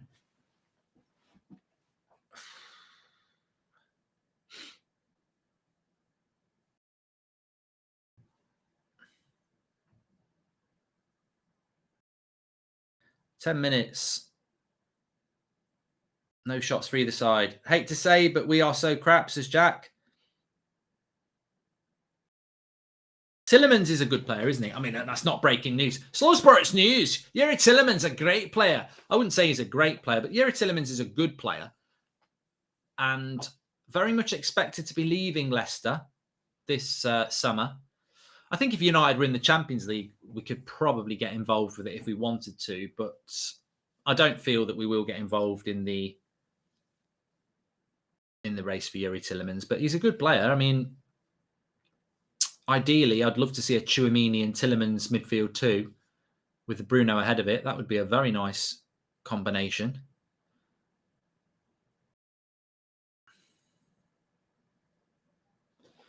Seth B, thanks very much for the super chat there.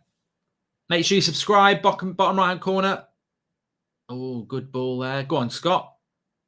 Oh, he keeps looking for that early ball out to Sancho. It's worked. Fred, come on. Pogba. Bit of a break. Into Alanga. That's it. Now keep the ball in this area. Don't panic. When you play for Erik ten Hag, this is where you're going to be. Probing. Oh, back to fucking Maguire. Well kept in by Luke Shaw. Lost the ball. Bruno. Here we go. Harvey Barnes. Does well. Lovely play by Leicester, that. Watch out. We've got plenty of numbers back. Better play by Leicester there. Why do you not have the volume on, says Oliver? Because I find it distracting listening to commentary, so.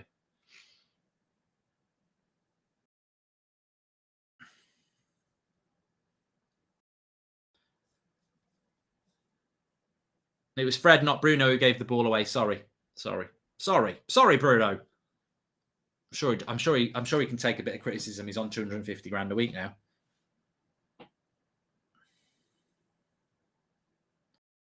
Some of our passing's terrible. Where's the midfield? Oh, Mctominay. Bloody hell, he's just megged you there. Harvey Barnes. Scooby-Doo. He not megged you. Fred losing the ball again there. Look at that. Whew. Didn't catch hold of it. Well, Leicester have had more shots. Oh, they're going to do them on slow-mo as well. Megs. Zane, thank you very much for the super chat. 10 minutes gone. A little bit toothless from United. You could probably predict that, not having a striker. 57% possession for Leicester. No striker for United today. No Ronaldo or Cavani. And it shows a little bit here. But Leicester playing I mean, let's not forget, Leicester have had a terrible season. Really bad. We shouldn't be struggling against Leicester, really. Nice overlap, Luke Shaw. Oh, cross needed to go in there. Bruno was there. Fred are going to ruin this game, says... Who said that? No, we gone. Okay.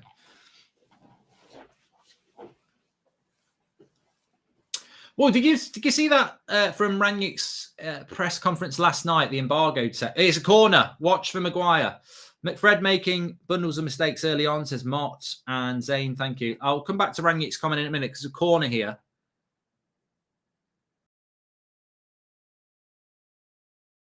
They don't concede many from corners, Leicester. Oh, Scooby-Doo. Another corner.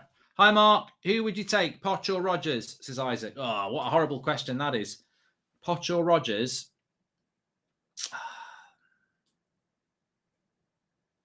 I think it's close, you know. I think I almost nearly said Pochettino straight away, and then I thought about it a little bit.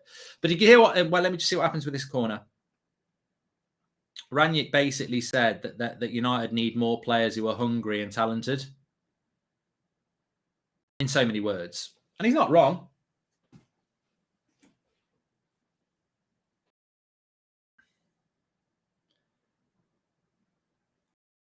Oh, head up and cleared away. Below.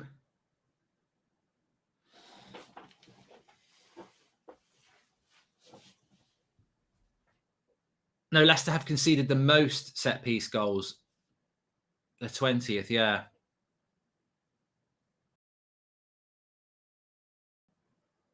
Yeah, but they haven't had Fofana and Maguire for most of the season, have they?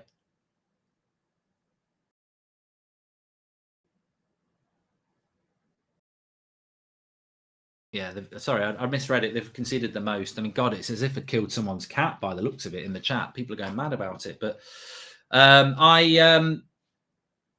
yeah, they've conceded the most goals from corners. McTominay literally word is bench level for Coventry. He's got no business being on the Premier League, says Brad Lewis. Early days, come on. Come on. Give him a bit, give him some time. They've got the right attitude. They turn up for training on time. Always have a shower. We're right attitude FC United. I mean, we used to laugh about it with Ollie. Even Rangnick's saying it now. Whenever he talks about these players that are questionable, he says they've got the right attitude. They're good lads. Nobody said they're not. Nobody said they're going round swearing at bloody old people. Like, we're talking about whether they're good footballers for Man United, not what charity work they've done. How sad. Waste of a season. I can't watch this brand anymore. My only content is your updates every few days, says Connor Dave. Thank you very much. Free kick to United here. Good chance to put a cross in. He's going to book someone as well.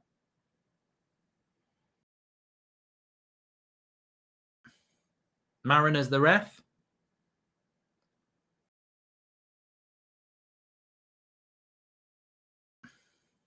Alanga's down. Fofana. Let's have a look at how bad this was, actually, because Alanga stayed down. Nice little bit. Nice control by Alanga. I think he'll be all right. I think he just caught him on the knee. Yeah.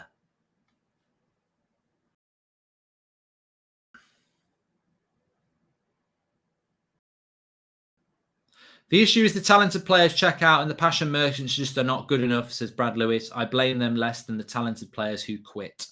Thanks for the super chat, Brad. Right, United have got a free kick here.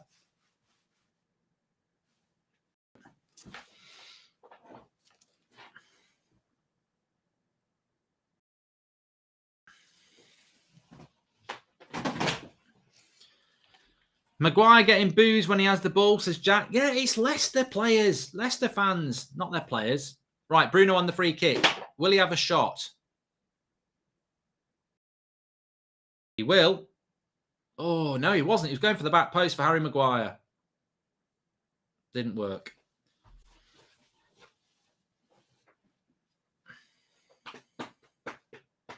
He'd have been offside there anyway. He's in an offside position again. United on bloody offside from bloody crosses again. What are we doing?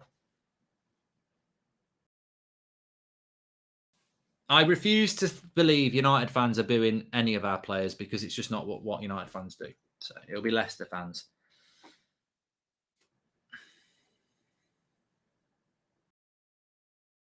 And actually, it's a great point. You know, when Harry Kane and England and everybody comes out talking about the booing, Roy Keane was spot on.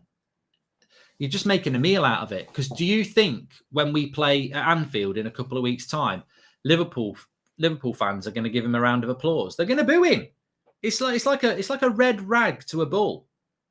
Oh, just please don't boo a player. What will away fans do? They'll boo them. They'll get booed anymore. They'll get booed even more, which is why we shouldn't have bloody made a big deal out of it.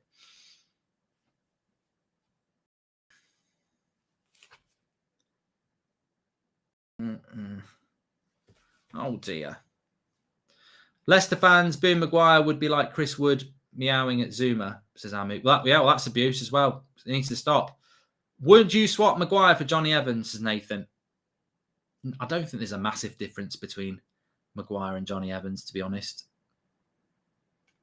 I know everyone wants to have a go at Harry, but and he hasn't been good for us this season. But I think I don't think Johnny Evans is massively. The question is, why did we sell Johnny Evans when he was 27, and then spend £80 million on a player that's very similar to him a couple of years later? That's got to be a question. Because Johnny Evans and Harry Maguire are very similar centre-backs. So why did we sell a player like that to then spend £80 million on a player like that? It's typical of Man United in the recruitment of this football club over the last few years. True, hi, hush, hush, wow. 20 minutes gone. It's got the feel of a game that's going to be low scoring. Hopefully I'm going to be wrong. Van Gaal sold Evans, didn't he? So actually it was a few years after, because we had how many years of Mourinho? Returned to watching football since I was younger, maybe 6 odd years ago, and I decided to stick with the Reds. This has been a heartbreaking season, says Ethan, to return to watching football.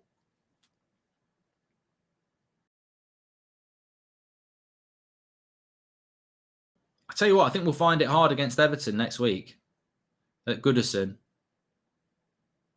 If we go there and play like this, we will find it hard. Harvey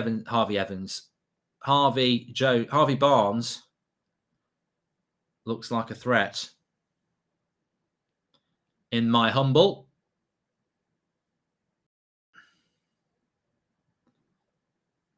I mean, can I be honest? We're playing very counter-attacking here. Alanga seems to be the only one enjoying his football at the moment, and it's clear to see, says IQ. Thanks for your super chat there. I'm cooking breakfast. Do you want anything? Oh, I'd love a cooked breakfast, the jaw. Yes, I would. Cross comes in. Bruno. Oh, don't wait for it.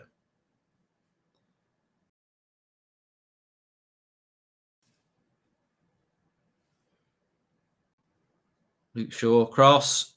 Pogba. Oh, straight at the keeper. What's the possession stats for Leicester so far? Shows the poor management of Board and Ollie that we went into the season with 3 strikers and now have got none available, says Andrew O'Brien. I'm going to have a quick look at the possession stats because it was heavily in the favour of Leicester early on. And it is still 50. Oh, no, we've got it back now. 56% for United now. Not sure if you already mentioned it, but interesting that Ralf has switched Maguire and Varane centre-back positions. Also, Sancho should be false 9 here, says Shuddy. Yeah, we noticed it in the first minute, mate. I just think it's about trying to make things more comfortable for Maguire because he's right-footed. You know, his game's not been very good this season, has it? So maybe putting him as a right-sided centre-back, he might feel more comfortable.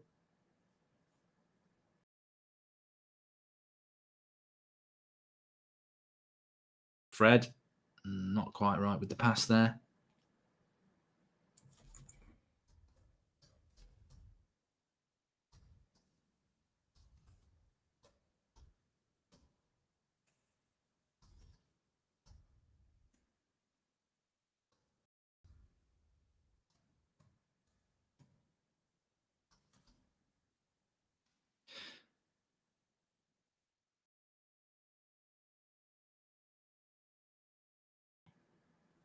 I would say put Rashford in the striker position and bring Alanga as a sub, says Rao. Well, Karima says it's two terrible teams. I mean, it's not a very good Leicester side. They've had a really bad season, Leicester, and of course they're focused on the conference. I mean, at least Leicester can win a trophy this year. I mean, I don't know whether you'd want to win the Conference League, but they can. Have you noticed that Mctominay chases the ball and in doing so always loses his man? Zero urgency in our play, says Rory. We've been a little bit better the last couple of minutes, but I mean, Leicester have got Iheanacho up front. I mean, what level of team do you think Maguire should be at, says Ben Jones? I don't know. I think he'd be a decent player for like Burnley and Everton maybe, but Anthony, thanks for becoming a member. Please subscribe, by the way, bottom right-hand corner. We are on the road to 300,000, so thanks for subscribing, bottom right-hand corner. There's no atmosphere in the stadium, but what do you want? What atmosphere do the fans want? What atmosphere do the club want from the fans? You can't be there with a big smile on your face, jumping up and down, saying this is the best team I've ever seen, when it's not. The players feed the fans, and we've been starving this year. It's not been great. And the great thing is there's not many empty seats, because that could start to happen if fans really check out, which as United fans, you're not going to see that. But the football's been not very good this year, and fans can't fake it, especially not educated fans like United have got. They know what we should be doing. This is better play. This is better play. Luke Shaw goes down. Could have been a second yellow there for Fofana. He's looking a bit off the pace a bit. Obviously, I think it might be his first game back. Oh no, he didn't even give a foul. He gave a throw in. Thought it was a free kick.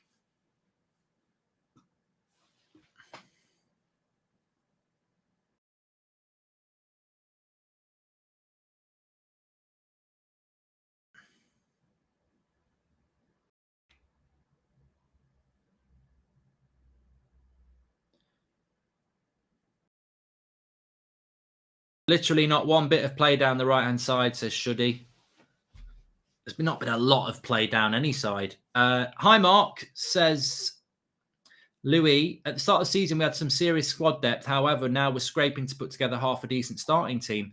Well, I suppose if you think about it, defensively, we're all right. We've got a lot of defensive options. You've got Tellez, Wan-Bissaka, Lindelof on the bench. Go on, Fred. Oh, he's giving a foul. Where we're lacking is the attacking options. You've got Mata, Rashford and Lingard on the bench, but they're not really the quality of player that you want. Donny's obviously on loan. Martial's on loan. Cavani's injured and Ronaldo's ill. So that's 4 players. Greenwood obviously is on police bail. So that's 5. And Rashford's form's gone through the floor. So that's 6. So some of it we've been unlucky about. Some of it you wouldn't expect, and 2 players have been loaned. So first game Ralf coached, they had to work hard for 30 minutes and the players haven't been the same since, says Brian. Hi, Mark. How much would it cost for you to come to my birthday party? It will just be the 2 of us. Damien.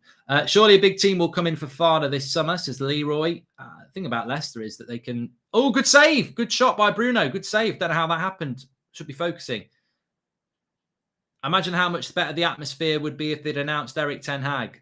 Strong play by Harvey Barnes, but Varane's across. And which players would you bring in the squad next season, says Darren? I've already said it. So I'd love to bring Tchouameni in as a CDM. I would really like Darwin Nunez as a striker.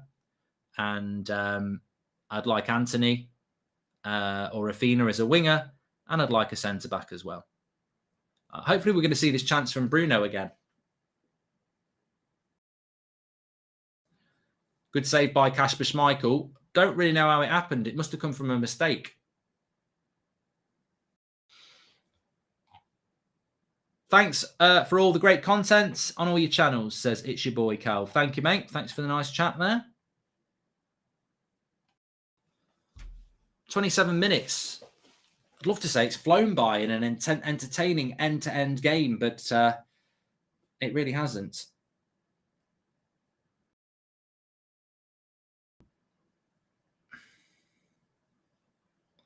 A lot of midfield action, neither team really having any fluidity. I think that's the nicest way of saying it, isn't it? There's plenty of passing without anything really happening.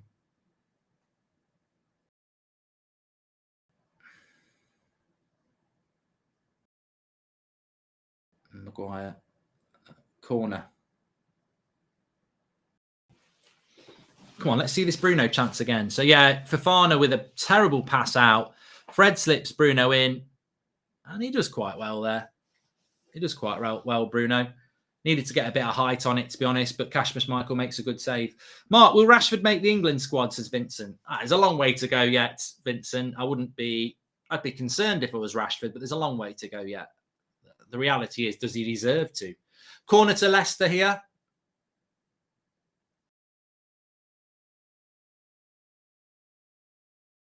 Not a bad cross by Maddison. Headed away. Headed away now. Now, a bit of a break. Bruno. Little 1-2. Come on. Have a look.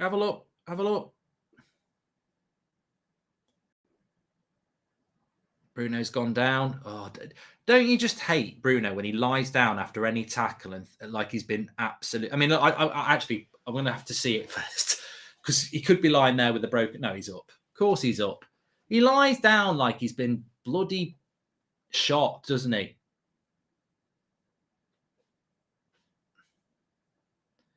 Yellow card for Tielemans. When was the last time you were really satisfied with the United performances, Frank? I don't know.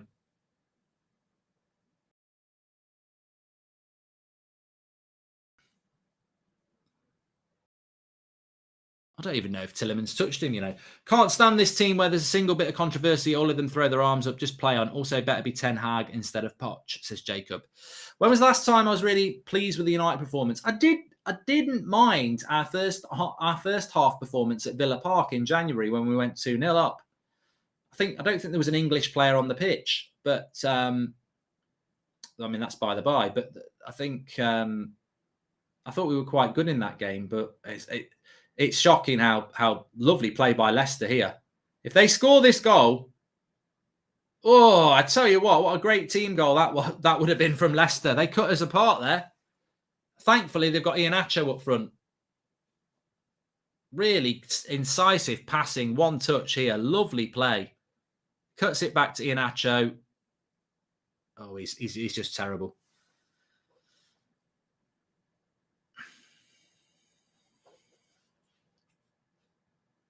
Mctominay's getting a bit of stick in the chat here.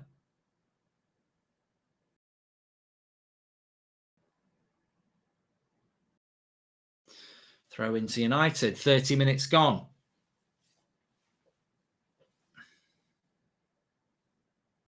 McTominay's not having the best of games. Is probably as polite as we can get.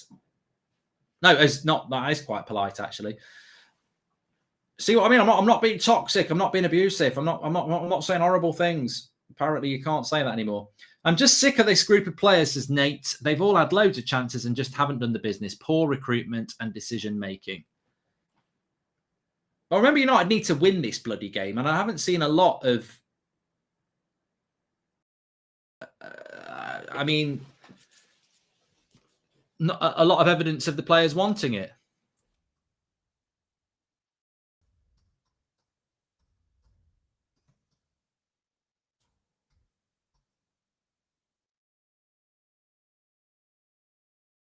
Should United consider approaching Roy Keane into a role at the club and give certain players a rocket, says Louis, and just went to make some tea mid-game and watched it brew for 5 minutes just to waste some time, says Nick P. Hey, it's still 0-0, Nick. We can still get the win. It's not how you do it. What's that saying? Good teams know how to win when they're playing badly. Maybe they can send us some instructions.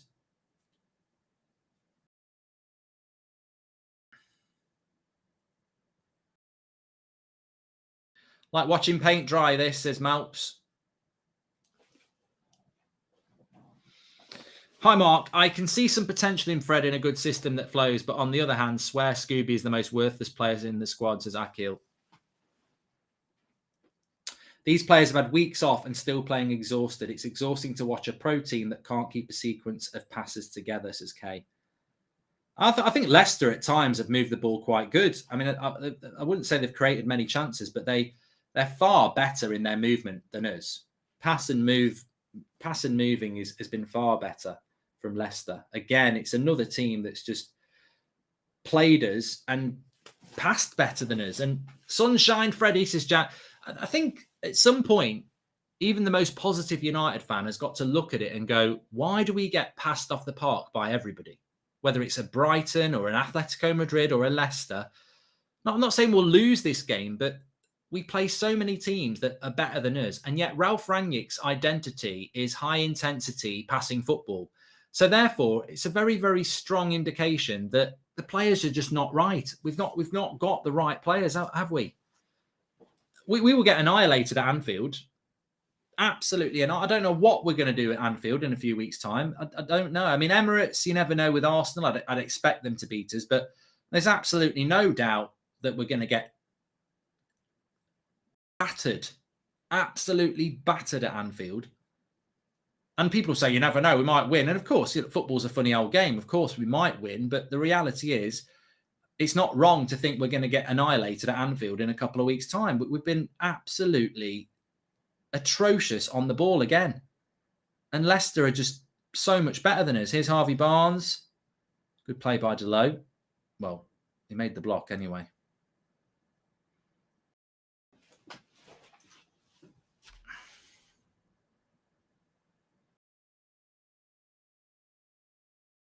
I mean, yeah, look. McTominay's been poor. Fred's tried. Pogba doesn't look at the races, does he? We've not got Sancho on the ball enough. At best, it's been pretty average from United. Gary Neville moaning that Rashi's on the bench, says Jack. Have you noticed our ex-players only ever stick up for the people they know, whether it's youth players, British players? Oh, it should have been 1-0. Harvey Barnes gets ahead of Delo from the cross. Maddison with the cross. It's not great marking by Delo. Or is it? I think Delo actually gets the... I think Delo might get here before Harvey Barnes. It's a good cross. Yeah, it's a corner. No, it wasn't given as a corner as well. Delo did well. 35 minutes. Foul by Fred.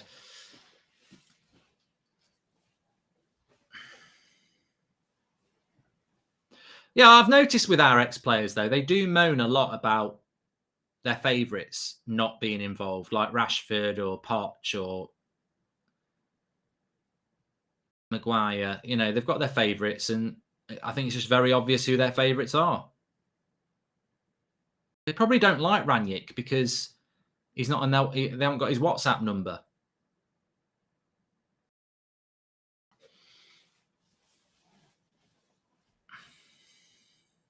"36 minutes gone.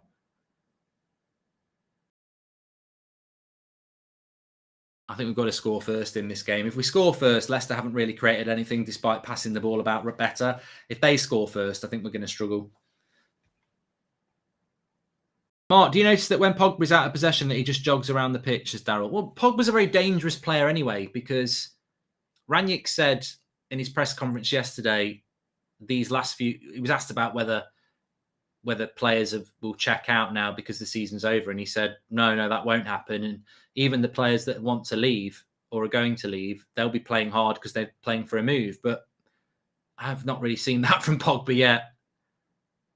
Although here he is. Yeah, we've not really seen that from Pogba yet. And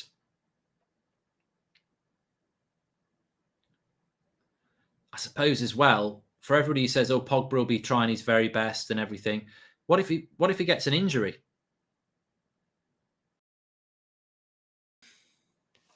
Pogba looks obviously out of position there.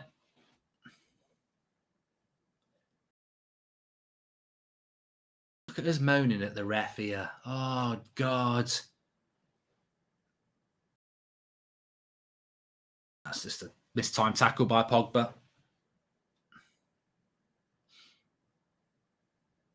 37 minutes, 0-0. Mark, are you no different from Gary because you do the same thing when it comes to players? No, I don't, Hez, at all. Maybe you should watch the show. I don't have favourite. Well, I do have favourites, but I don't not call them out. Tellez is coming on here. Maybe Luke Shaw's injured. Yeah. Shaw for Tellez. Some would have said that should have happened before. Maybe Luke Shaw's played half an hour and thought, sod this. I want an early holiday. I'll be back next season. Tell me who the manager is. Looks like an ankle problem.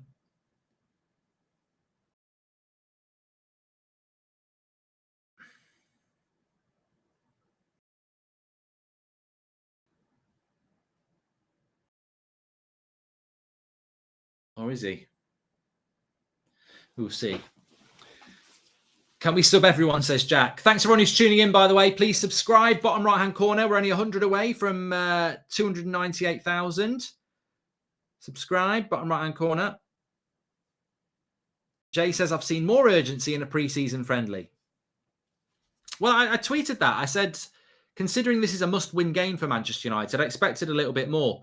Yeah, we're 100 subscribers away from 298,000. So thanks everyone for watching.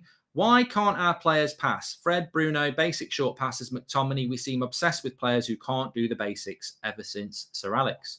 This is Andrew O'Brien. Thanks for the super chat. You can do that through the $sign. I think Luke Shaw looks like he's going to carry on.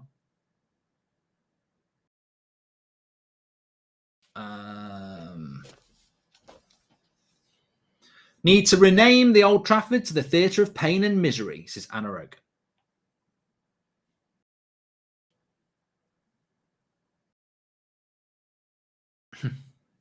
Oh, no, he's not coming off. I think he's staying on.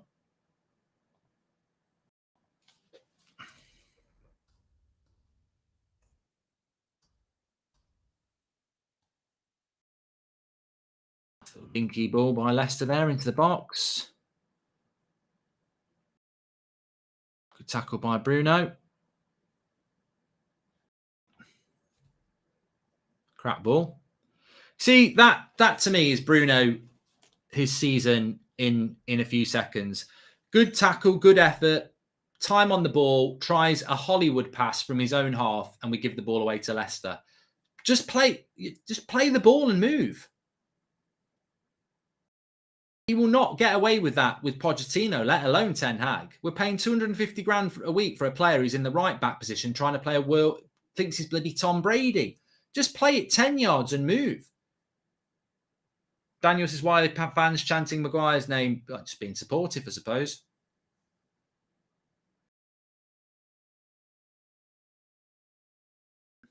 Nice. Schmeichel's got that. PSV are 2-0 down, apparently. Good. The sooner Ajax win the league, the better.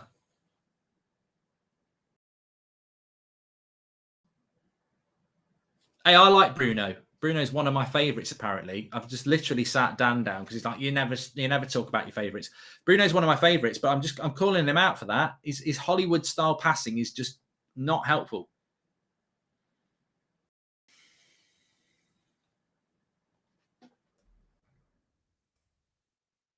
Oh, Leicester got a 4v4 here.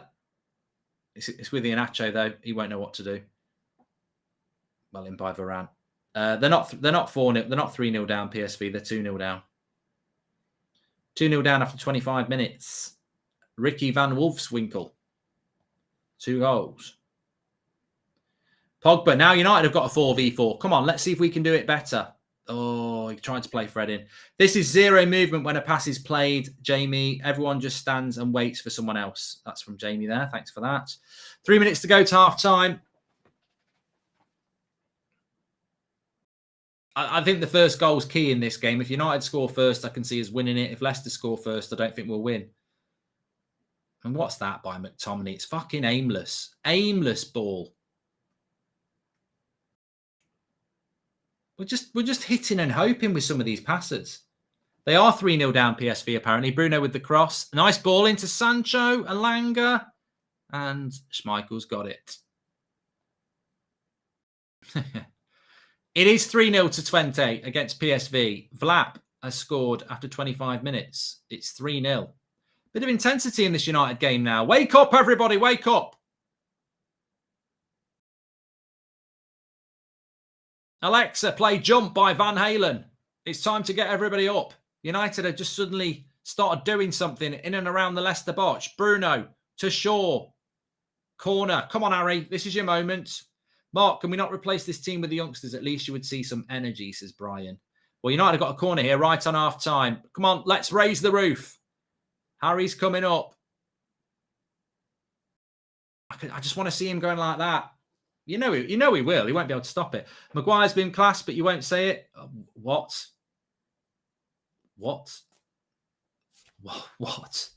Man, your standards are terrible. It's not been bad, but why does a performance that's not been bad have to be class? Like, can we not just have average or okay or decent? Why is somebody total shit or world class? Like, I've not seen any United player put a performance in that I would describe as class this half. It's been decidedly average by some and poor by others.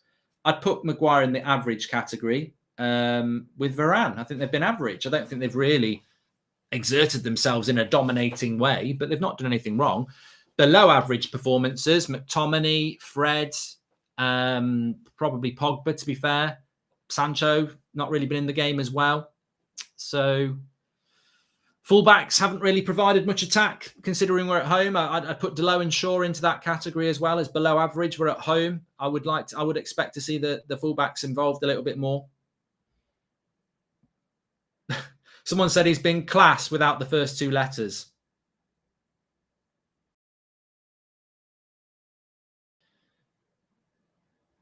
Come on, Fred. Oh, Fred, here we go. Brazilian. Nice little ball into Bruno. Into Fred. No look cross. Pogba. Delo. Don't know what went wrong there. 3 minutes of added time. There's still time here in the first half.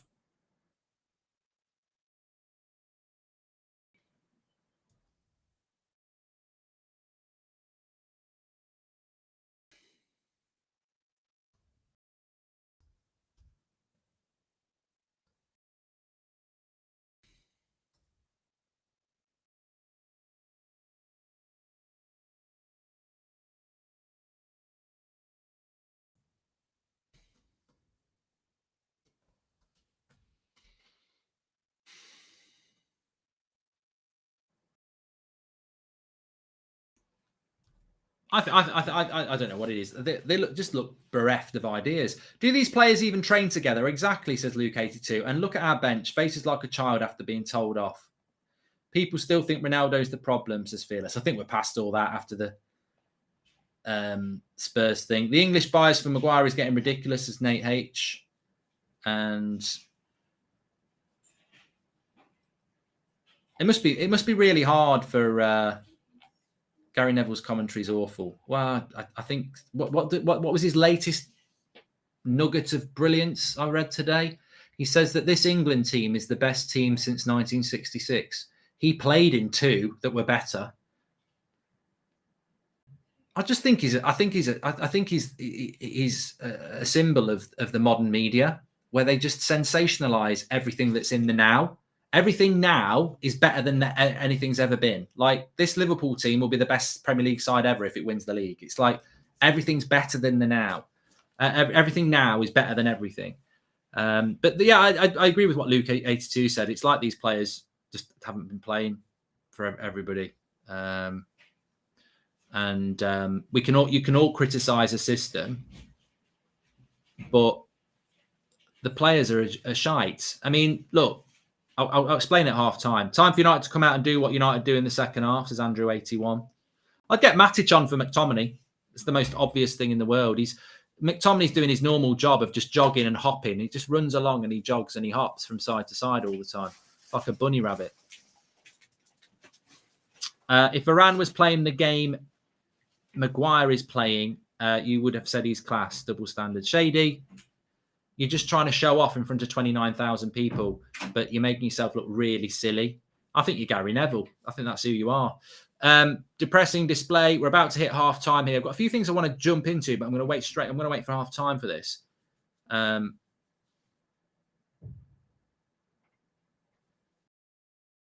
that's half time.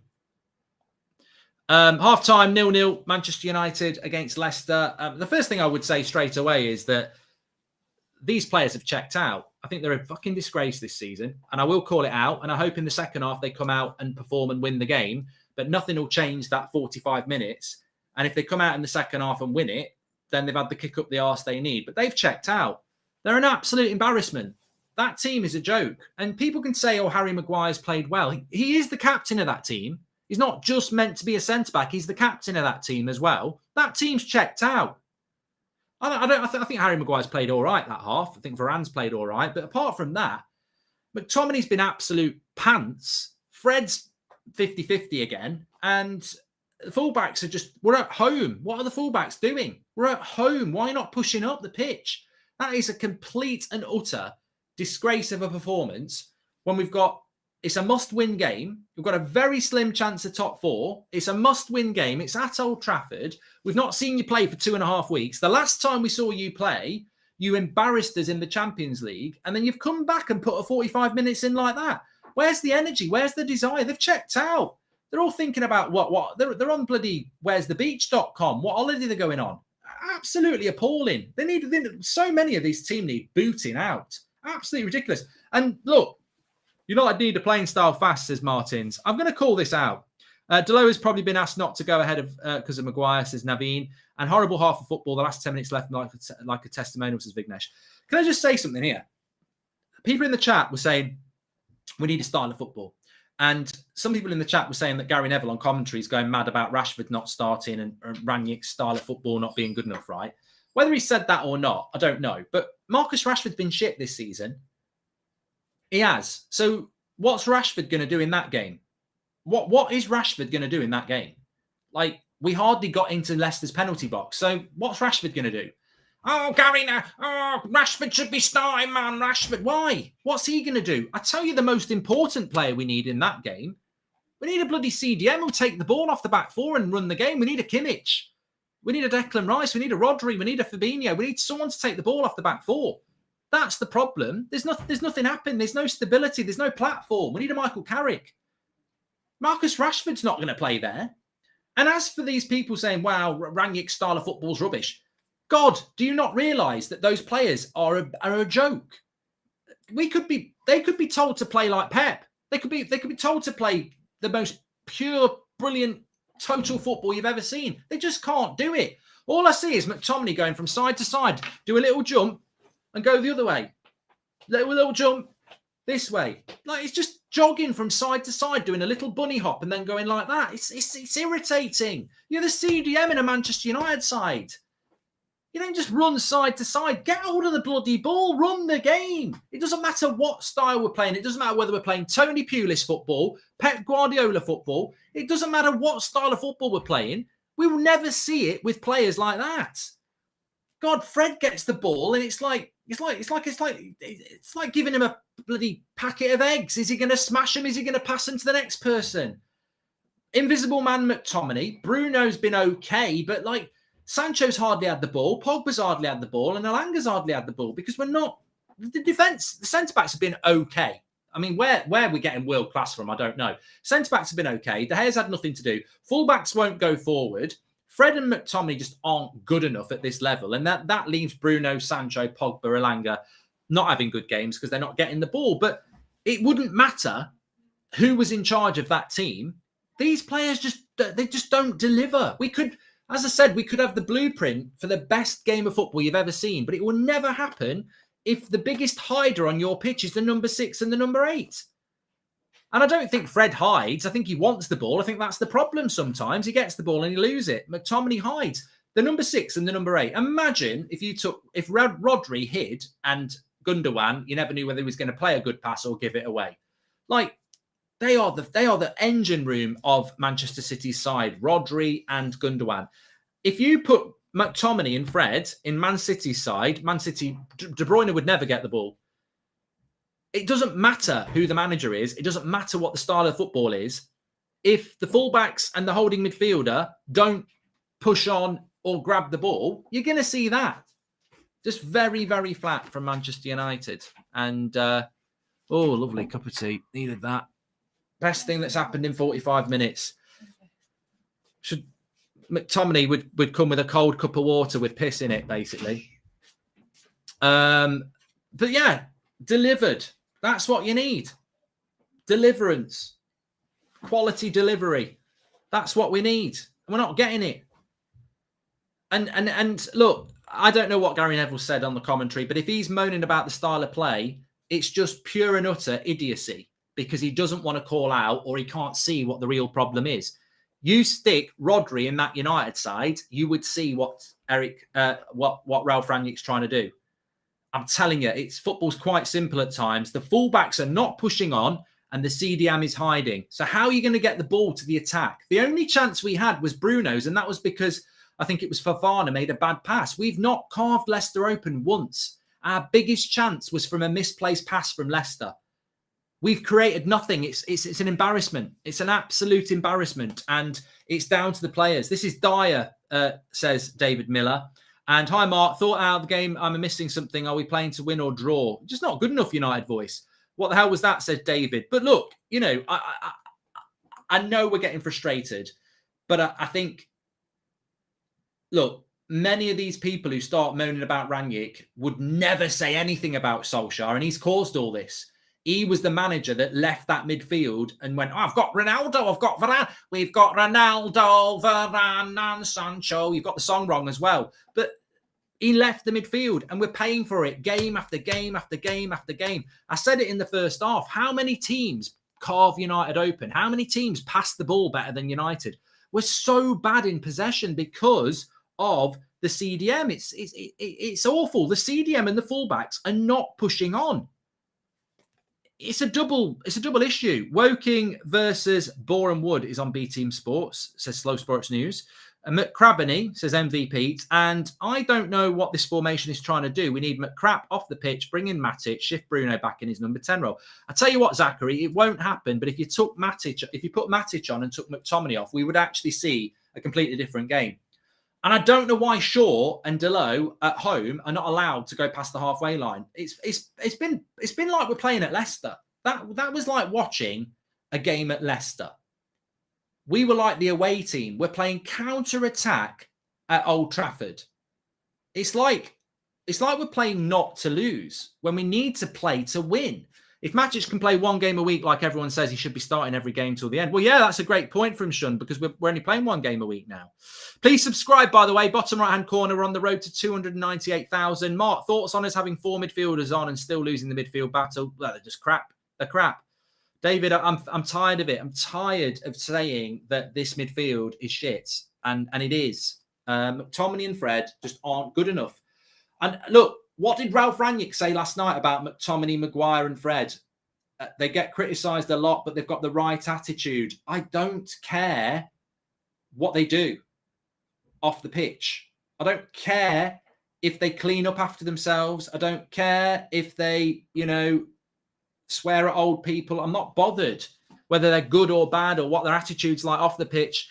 It's how you play on the pitch. United have got legends who are complete knobheads in their behaviour off the pitch. But they're legends because they were great footballers.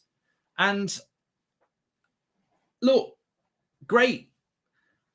Some of these lads, they'll get out the car and help an old lady across the road, but that doesn't help us get 3 points and be comfortably in the top 4. We're not ruthless enough at this football club. We're too nice. We reward people who are nice. We reward people who've got a good attitude. We reward people who try their best. Pep Guardiola's team ain't full of good Samaritans. It's full of footballers. It's full of people who know how to play football at the highest level. And I can't criticise Rangnick for that half because I know how shit some of these players are. And it wouldn't matter what formation he was trying to play. We wouldn't see it because they're not good enough. Imagine if Rangnick wants them to get the ball, plays one-touch football, and every pass is forward. Remember when Ralf Rangnick came to this football club and he said, I want to play rock and roll football, not slow football. I want every pass to be a forward pass. We know what Rangnick's identity is, but we also know that these players can't play that way. And that's the biggest problem. We have all the pace of an Austin Allegro, and I'm not even talking about Van Dan, says Chris Plowman. Gary saying Rashford needs to be in this team. He doesn't see the problem like most of these top Reds, says Ramsey. I mean, I'll go back to what I said before. I expected Marcus Rashford to start, but what does he deliver in a game like that? I mean, it's almost like, when someone's got a really deep-rooted agenda, we need to play Rashford, we need to play Rashford, we need to play Rashford. What? Have you watched that 45 minutes, or are you just sat there in your heads going, we need to play Rashford? What would Rashford do in that game?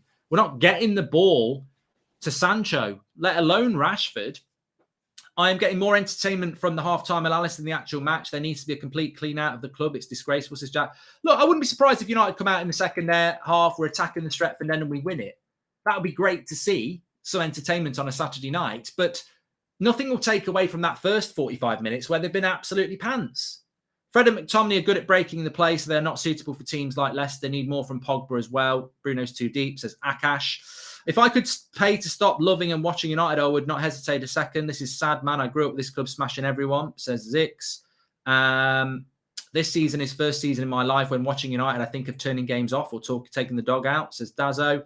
And Neville rooting for Poch because he knows if a proper coach with winning mentality arrives, he'll clear out all the fakers. Rashford, Shaw, Maguire, Scott, Fred, and sometimes even Pogba, says John. I'd have given Charlie McNeil a game. Can't do any worse than what's out there, says Andy. It'd be very unfair to put Charlie into a game like that. He's a young talent. Imagine running around in that shit. No direct passes from the back four through the two number sixes. Just sad, says Asset. Really hope to see you on the overlap someday. Would love to see a discussion between you and Neville. Have a brilliant second half ahead, says Suraj. And our DNA is trying not to lose rather than trying to win a game. What a joke, says Minnie. Rock and roll, yeah, right. This is Tony Braxton at best, says Sam. But, there was a good point there from the centre-backs as well. If the centre defensive midfielder and the number 8 aren't delivering, then why don't you get Victor Lindelof on the pitch, who we know will bring the ball out from the back and can play a pass? Neither of the centre-backs are making anything happen. The back four is very unimaginative in this game. They've got Iheanacho up front. I'm sorry, I don't rate Iheanacho that highly, but our back four won't leave. Like, Delot won't leave Maguire and Shaw won't leave Varane. It's weird. We're at home and our fullbacks are not pushing on. I don't get the plan. I think it's almost like we're just trying to grind out wins. And look, ultimately, we've got to win. If we win 1-0, it's still a win, but I expected more from the players. I very much doubt Ralf Rangnick said, go out there, play really lethargic football and just make it boring.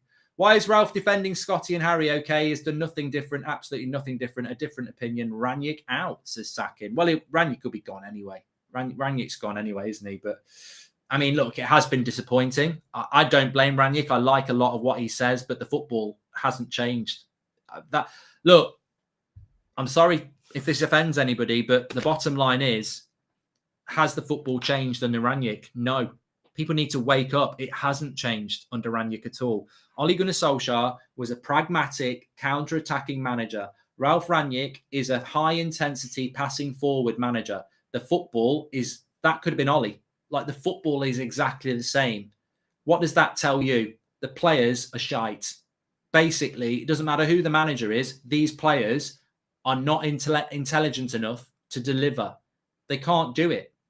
They're just very limited players. They're not intelligent. We've got two very different coaches and they've not changed the way they play football at all. We need someone like Thomas Partey or Rodri who can drive the entire team forward. I'd rather have Nanny McPhee than McFred in midfield, says Gilvey. Also, we've got Dazzo says, crazy how we started the season with Martial, Greenwood, Ronaldo, Cavani, Rashford, and we're now playing with no striker. These Maguire fanboys really want him to be labelled world-class. Matic for McTominay and Rashford for Pogba. We need runs right now. Look, I don't really have a problem with the back four. I don't think any of them have done anything wrong. But we're playing. I mean, look, I will talk about it. How deep is our defensive line? Like, I'll put a theory out there. It might be a bit of a conspiracy theory, but does this not feel like it's a bit of a Harry Maguire protection game? We've moved him to the right side of centre-back and we're playing a deep line. Like, are we trying to win the game or are we just trying to make Maguire not make a mistake? It's like he has done okay in that half, but the defensive line is so deep and they're only playing Iheanacho up front. He's not that fast. Why are we playing such a deep line? Why are our fullbacks not pushing on?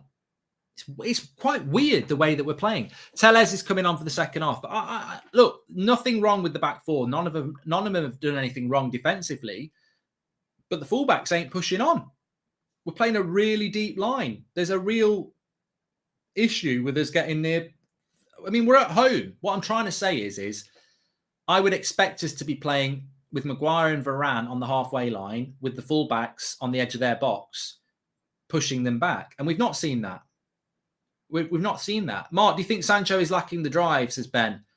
I just don't understand why we're not playing a high line and pushing forward at home when we need to win the game. And maybe we'll do it in the second half. But we're playing a very defensive setup for a home game. Mark, I hope you get onto Sky Sports or something and voice our opinions on the crap that's happening at our club.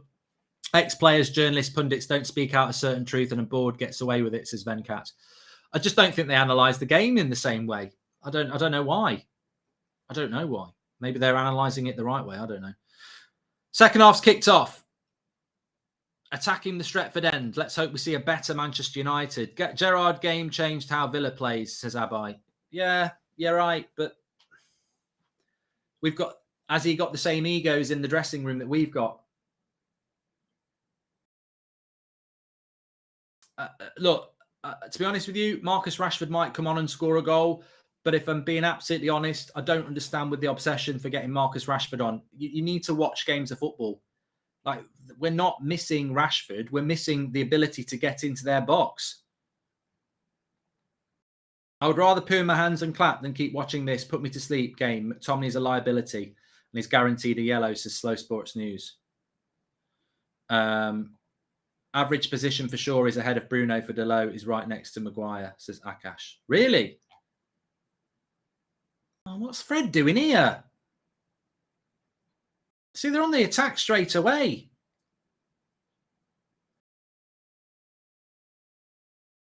Fucking hell. Edge of the box. Tillemans. Bloody hell. What are we doing here? Bloody hell. Good night. 20.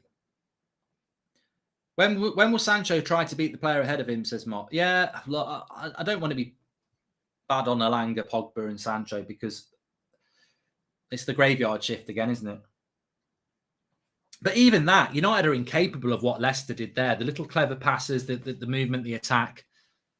Corner to Leicester. But we're just incapable of that sort of clever build-up play.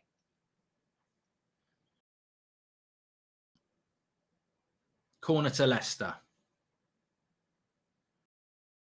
And also, very good point from BV. He says, you can't compare Rangnick to Gerrard because Gerrard got backed from day one and Rangnick didn't. Maddison with the cross. Maguire wins the header. Pogba clears it away. Goes out for a throw-in. Yeah, Tellez is on for Luke Shaw, who looked like he was going to go off in the first half. Jim says, I hope Ten Hag isn't watching. I'm sure he'll be watching at some point, but Ajax have just played a game. PSV are losing 3-1 now. They have got one goal back in that title race in the Dutch league.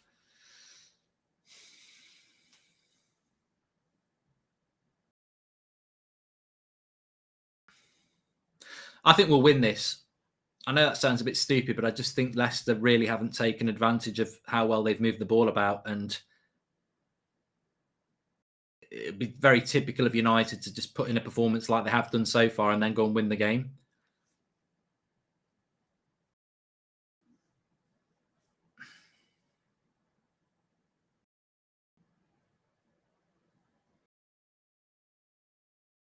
See, where's McTominay moving there for Maguire?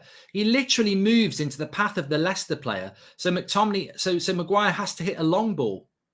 It's like it doesn't actually want the ball as a CDM. Watch that back if you get any time. Maguire gets into a bit of problems. McTominay moves into space. Maguire's going to give it him, and he moves in front of the Leicester player, and then he can't do it. Oh, fucking hell. McTominay, you fucking idiots. That's a yellow card. Whoever predicted that is a bloody idiot there. Absolute idiot. Standard yellow card for Scott McTominay here. Fucking hell. He's lucky there. Let's have a look. It's definitely a yellow. Yeah, he'll get away with that. Sorry. I mean, he could have got a red. He could have got a red. I don't think he will get a red, but...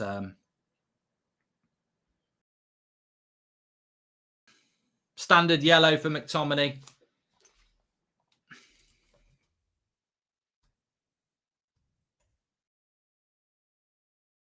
On 9 now.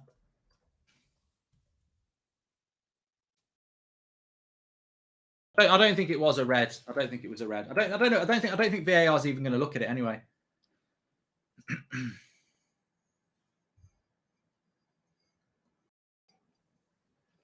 It was record. It was reckless, but I don't think it'll be a red. He's out of control. You know what? I think it is a red. I do. I think it is a red. He's out of control, and he's got his studs up. I think it's a red, but he won't get a red because they're not going to review it. But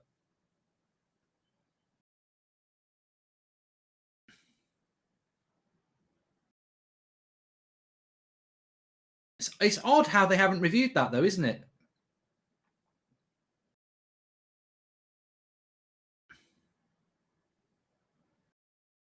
McTominay better centre back than CDM, says Moya.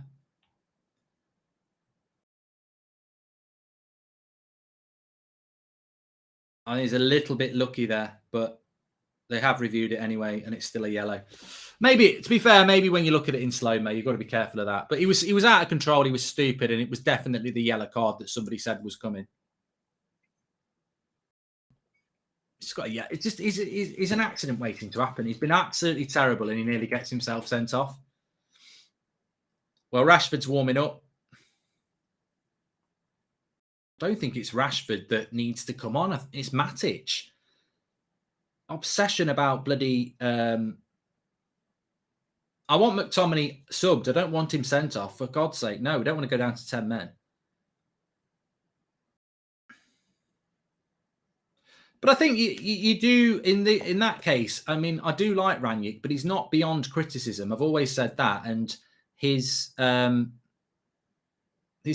to bring Matic on, I never understand it. I really like Pogba, but he really slows the game down. Looks like the player that's leaving, and it makes me sad, says Alvin.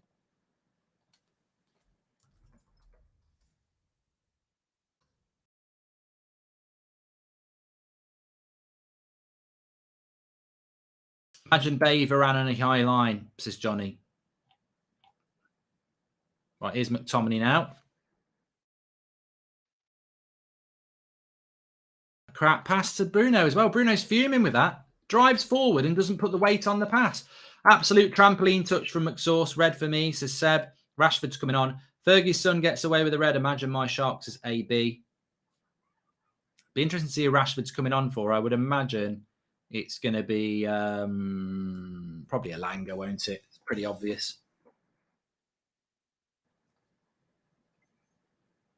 User says, it's a tough watch, to be honest. I was excited for this. Yeah, well, I was saying yesterday, and I said it this before the game, I had a weird feeling coming into this game. I actually expected us to play well, but I just had a weird feeling coming into the game because I think they've disappointed us so much this season that even if we'd won 4-0, I half expected us to win 4-0 because I was like, there's no pressure on them. But they just even when there's no pressure, they can't deliver because they're ultimately just not very good. Pogba, Delo. At least he's gone forward a bit here. Good play by Delo. Lovely play by Delo. Bruno. No power on the header. Lovely play by Delo. Best thing we've seen all game. One team is at home and fighting for top 4 finish. It does not look like they're really set up for it so far, says Sag. Gary Neville basically saying Man United need a new manager to make Rashford play better. Unbelievable, says Leroy. And Ambien should sponsor the kits next season. Both things put people to sleep. Dreadful tactics and zero effort, says VU.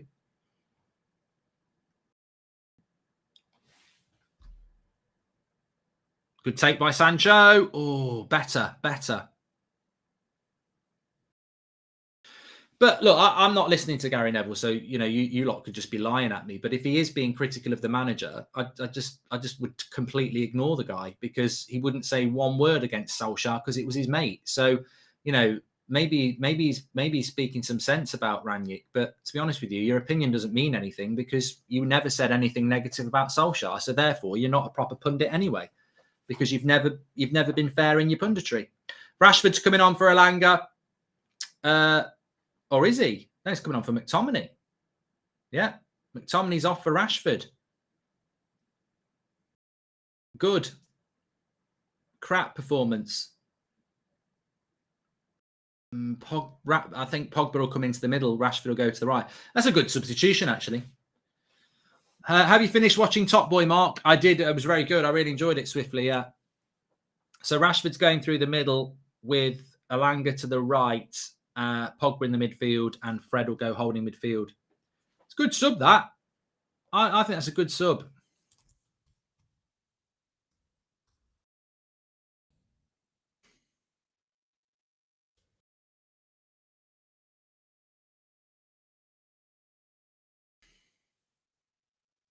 Let's see if it pays dividends.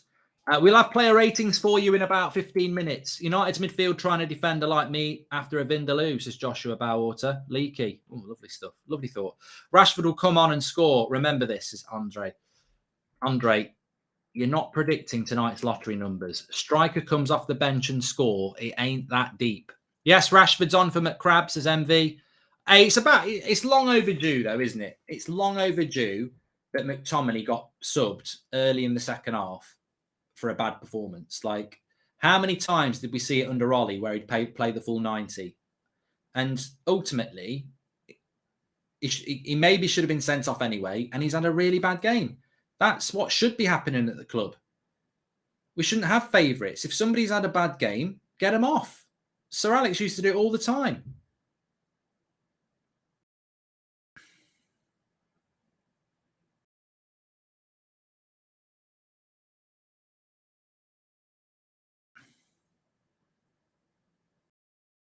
Goal kick. Good play by Delay.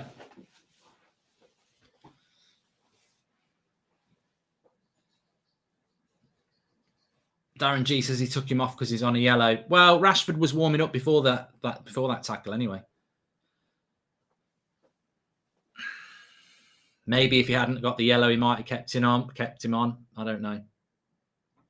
I'm the king of wishful thinking. Please subscribe, by the way. Bottom right-hand corner, Paul pass by Delo. Lays it off. Get rid of it. Tellez. Come on, Pogba. Let's have a look. Nice ball. What a ball that is by Pogba to Rashford. Did he win the corner? Yeah, good. Maguire, come on.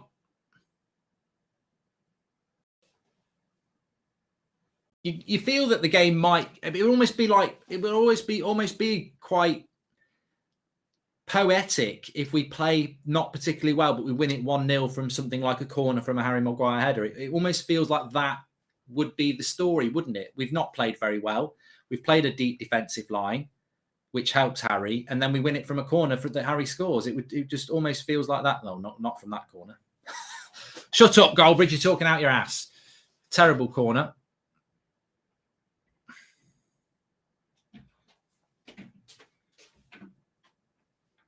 Why is our captain not screaming at these players? Oh, Brian, he's not a captain, is he? Let's be honest. He doesn't captain the side. If he does it in a very subtle way. I've never seen him really ordering players or dictating. Maybe he orders like a nice drink after the match for everyone or something. I don't know, but there's no leader on that team anyway. I mean, to be fair, even if you said, Maguire, you're not a very good captain, who are you going to give the armband to in that team? It's not a team that's full of leaders, is it? And I think that's part of the problem. I think if you look at Liverpool, if Jordan Henderson's not playing, you've got Fabinho who could lead the team. You've got Van Dijk who can lead the team. Andy Robertson could lead the team. Plus the Mane and Salah could lead the team. They've got 5 or 6 captains in that Liverpool team. Man City, again, I don't know who the captain is of Man City, but they've got loads of people who could be the captain.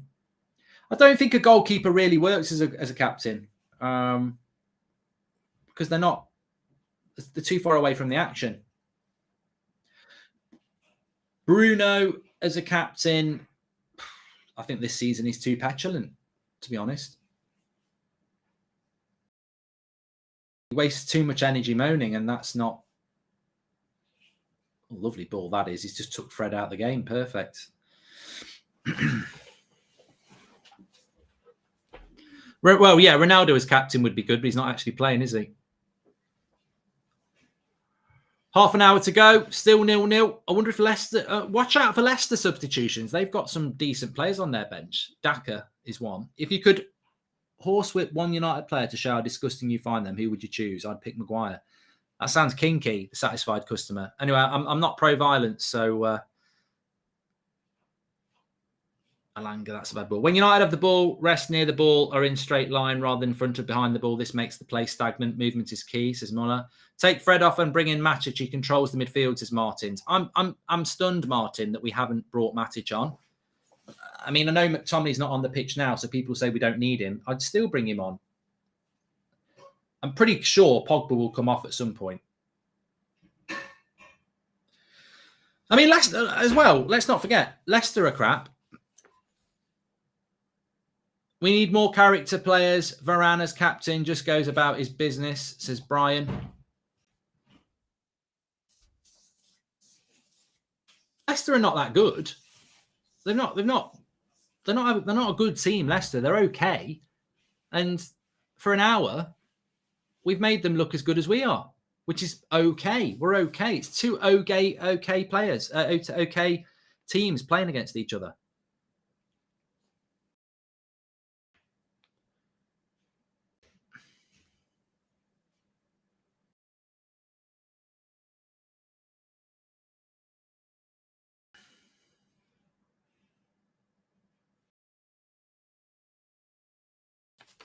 This game is about as poetic. Oh, hold on. This game is about as poetic as a Derek Okora autobiography in Poundland. The only plus is there is almost as shite as we are.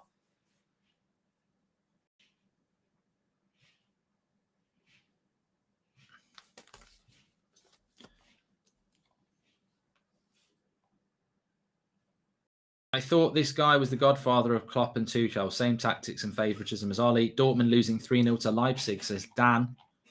Corner to Leicester here.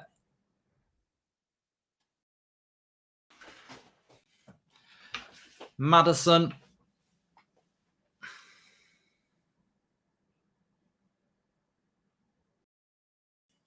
Headed away. Good take. Really good. That was Fred.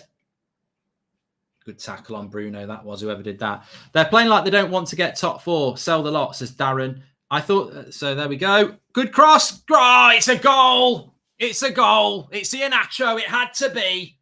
Bloody no-look defending from United again. I don't even know what happened, but David De Gea, I thought he'd made I thought David saved again. And for some reason, a Leicester player is on the end of the ball right in front of our goal. And it all comes from a crap pass from Fred to Bruno. And then somehow they end up in a situation where we're picking the ball out the net again. We're on the break from the corner. 50-50. Bruno jumps out of it. No, Bruno jumps out of it. It's not a bad pass. Cross comes in. Tellez has lost his man on the back post. Iheanacho. Just crap. Absolute crap. I thought De Gea had pulled off a magnificent save, but he hasn't. It's 1-0 to Leicester. They're playing like they don't want to be in the top 4, says Darren. Just absolutely, I go back to what I said at half time. These players have checked out. They've given up. You know what? United fans won't boo. Fuck it. How ironic is it? We've had a week of, oh, don't boo players. This lot, if ever a team need booing, it's this. They're absolutely disgusting. They are strangers in a red shirt. They may as well take that, so much respect they've got for that shirt. They may as well be stood on the pitch with it off, wiping their arse with it. The lack of effort and the lack of ability in that shirt is disgusting. It's really, really bad. And the sad thing is, it's been coming. It's been coming all game. United are not unlucky to be 1-0 down. It's totally justifiable because Leicester have been the better side. By a long way, Leicester have been the better side. They've just not had a cutting edge. They're passing the ball around so much better than United.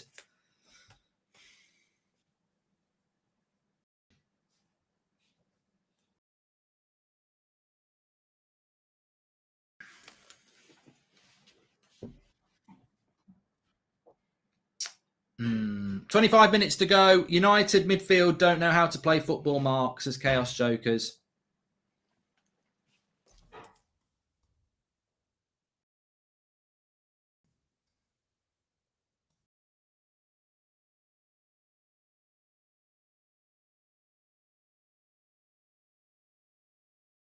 Well, whatever you think about certain defenders, whatever you think about certain fullbacks, whatever you think about certain forwards, the problem with Manchester United has always been, from the summer to now, the midfield is Bagel FC. There's a big hole in that midfield. Solskjaer decided to go and spend it on a centre-back, Ronaldo and Sancho, and didn't buy a centre defensive midfielder. It should have been the number one priority. And unfortunately, it's been costing us every week of the season because teams, whether you're Southampton, doesn't matter who you are, Middlesbrough, they will come and have a go at us because they know they can win the midfield battle. And we've lost so many midfield battles this season because we're not good enough.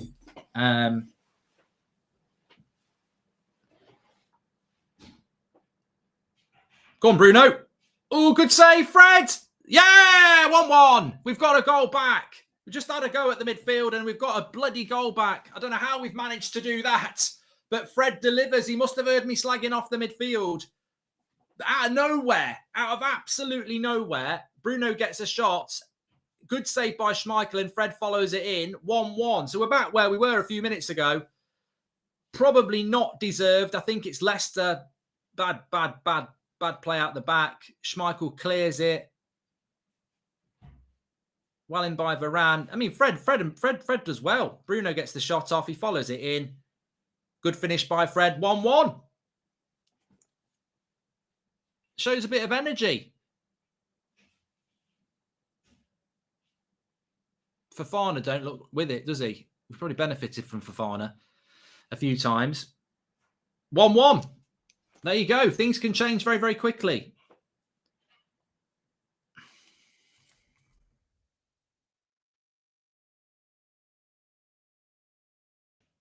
Talking of leaders, listen to Sammy Mack talking about the 1975 team that got promoted and the leaders in that team, Buchan, Greenoff, Macari, McElroy, Koppel, Hill and Pancho Pearson says red since 1975. Can Rangnick punch Fletcher, please? He presence on the bench really irritates Mrs. Caramy. We can't condone violence. So now we're back in a situation where it's 1-1 again. I still stand by everything I said. This performance has been shocking from United, and fair play to Bruno and Fred for making something happen. Not Fred's, nor Bruno's fault. 1,000 on Tellez, says Yusuf. Cross comes in. Maguire heads it out for a corner.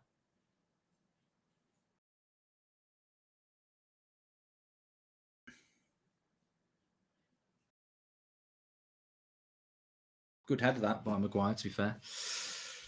Another corner here for Leicester.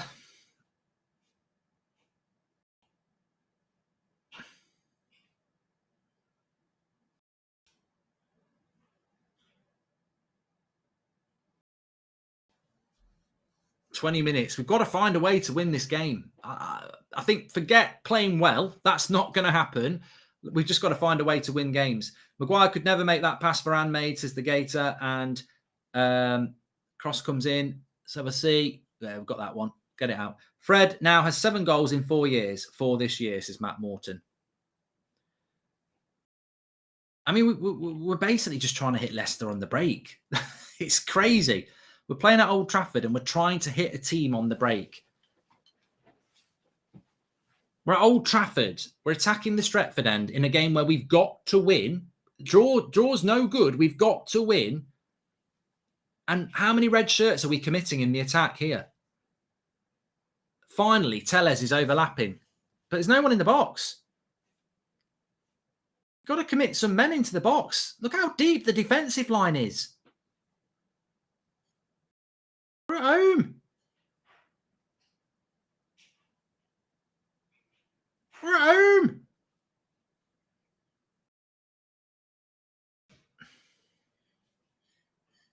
Well done, Pogba. Good play.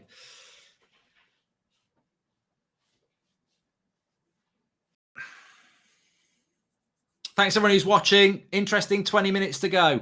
We'll have player ratings coming through in a minute. Make sure you subscribe, bottom right-hand corner.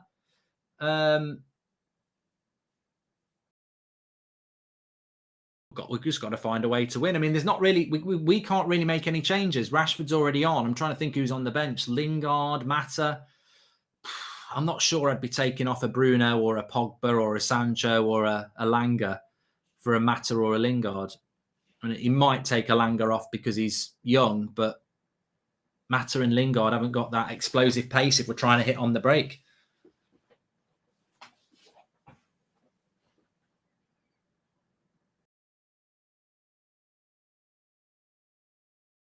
Maguire is wearing pink boots again, says Louis. He ain't going to change them. They're the same boots as, yeah, you could do Pogba. You could do Pogba for Matic, but they're the same boots as Varane, aren't they? Lingard for Elanga might be worth doing. Some people are saying that. Oh, God. Oh, God. Oh, God. Who played that back pass there? Iheanacho was in again. It was Sancho. Got a bit lucky. Tried to poke it back to Varane. Too much power on it. Varane can't get there. Iheanacho's in. He tries to dink it over De Gea and over the bar. Leicester up. We're giving a lot of free kicks away today as well. Lots of free kicks being given away in silly areas.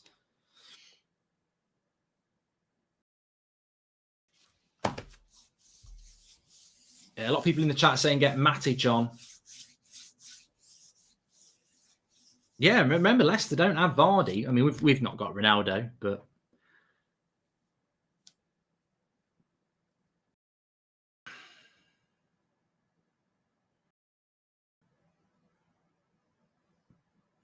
oh, what a save by De Gea! Great header from the cross. Dave saves again. He nearly saved the first goal. He's done it again. That is world class. Fofana. What a save. The cross comes in. It's a great header, and it's one of the saves of the season, that. That is magnificent. That is absolutely magnificent. That save by David De Gea there. That's a brilliant header from Fofana. He's basically got it in the top corner. I can't believe he's got his hand to that. One of the best shot stoppers in world football, if not the best. What a save. He's kept us in the game there. If we go on and win this game, that's the platform to do it. Because if that goes in 2-1 with 20 minutes to go, we're not winning it. Absolutely. What a save that was. Magnificent. Absolutely magnificent. I can't believe it. Unbelievable. Would you take Nagelsmann at United? Yeah, but he ain't going to leave Bayern, Leyland.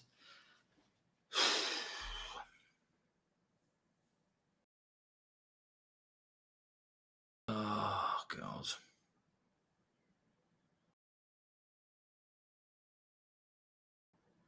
Well, I think we're definitely at the point in the game where I would say Leicester don't deserve to lose it, but I hope they do. You don't get what you deserve all the time in football or life, so I hope they do lose, but I think they've done More than enough to get a draw out of this game. Oh, my God. Maddison, Varane. De Gea's got that. De Gea's got it. 15 minutes to go. Plenty of time. We need to start getting some of the possession that Leicester have got. I mean, as I said, it's like we're playing at home. Matic is coming on. Paul Roscoe says De Gea is amazing. He's wasted here. Matic coming on. That effort. You see what Rashford did then? I mean, if he's going to play as a number 9, you've actually got to try and stop their centre-back winning the ball.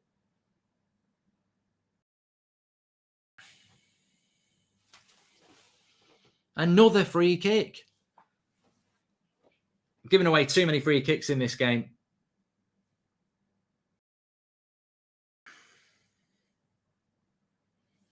Too many free kicks given away in the game. PSV are 3-2 now. And there's still a lot of time left in that game. Pogba for Matic. Probably could have seen that coming a mile off, to be honest. Not his best performance for United today. Just not been able to get going. I'm just going to put the player ratings. It's theunitedstand.com. You can go straight there, but I'm going to drop the link in the video description for you now. It is there. If you refresh the page, the link's in the video description for player ratings. Mark every player out of 10, 6 being the average. Put a star next to your man of the match. You might want to wait a few minutes, or you can crack on doing some of them now. Certainly Mctominay, you could do him.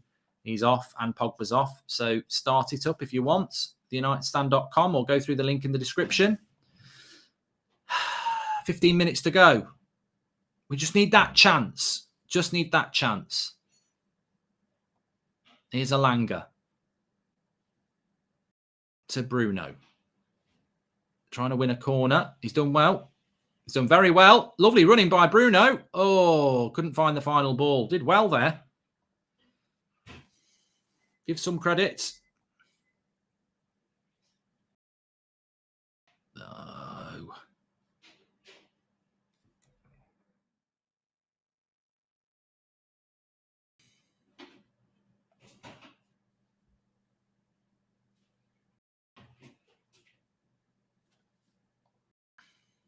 Pogba needs to go and take Rashford, McTominay and Maguire with him, says Brian. Get Ricky on, says Andrew.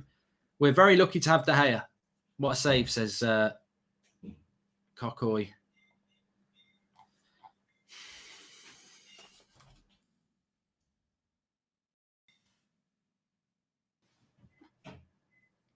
Then we've got my match reaction show after this. Then we've got the fan forum as well. This is a loss. We've got to win. I mean, sometimes watching United over the last few years, you get a draw and you go, oh, you can't really moan about it. This is one of the rare occasions where a draw will be moaned about because we can't draw. We've got to win. We can't draw. We have to win. A draw is a loss. It's as simple as that. We can't draw this game. We have to win it. It's basically, I think top 4 is very difficult to do anyway, but we would be 3 points behind Arsenal and they'd have 2 games in hand. You just can't do that. Come on, Alanga, you've got to get that pass right, mate. He should have found Rashford from there. That was a chance there. He's got to find that pass. You can't be lazy like that there. Maguire and Varane have swapped sides again, says Oscar. We've got rotating centre-backs now. No, they haven't. He's still playing right-sided centre-back.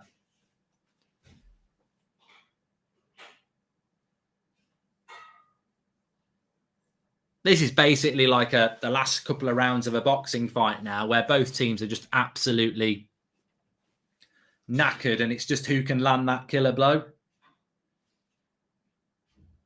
It's not going to come down to ability. It's not going to come down to good play now. It's just going to come down to who gets to throw that lucky punch. Although, having said that, I'm probably being a bit disrespectful to Leicester because they've played much better football than we have.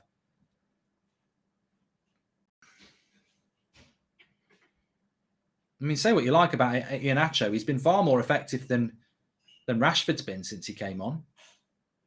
He's actually making things happen. Right, here's a bit of a break for United. We're trying to play on the break, obviously. Let's see what happens. Sancho loses the ball. Fucking hell, he's not... Sancho's played like he did against Atletico Madrid. Not very well. If you're not good enough, fine. But Rashford does not even attempt to work hard. It's disgraceful, says Parker. We need to get Bichančić in the midfield, says It's Happy. I mean, but I've not really been paying much attention to Rashford because I'm so focused on trying us to win it. But I don't know whether he's putting the effort in or not. But the reality is, there's still 12 minutes here. If he gets the winner, that's all that matters, isn't it?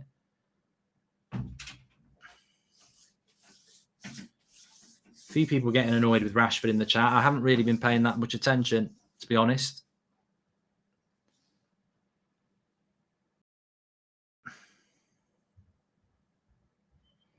I tell you what, though, Leicester have knocked the ball about so well compared to us.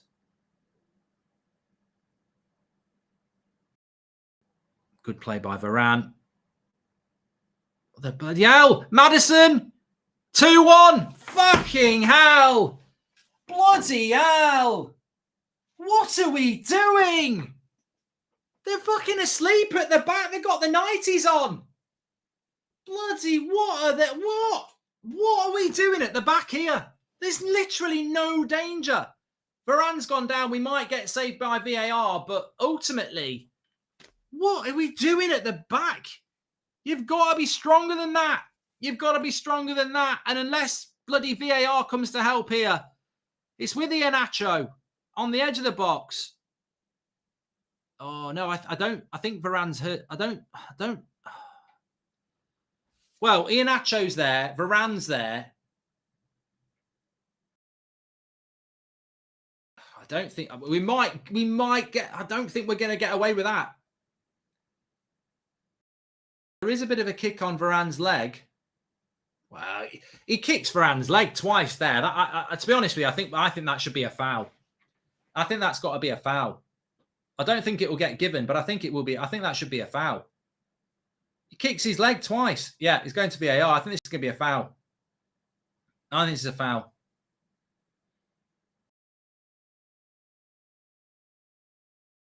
Kicks his leg twice. I think it's a foul.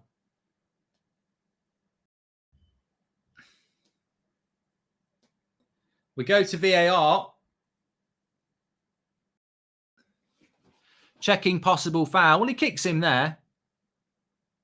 Yeah, it's a foul. That's a foul. You can see it. 100%.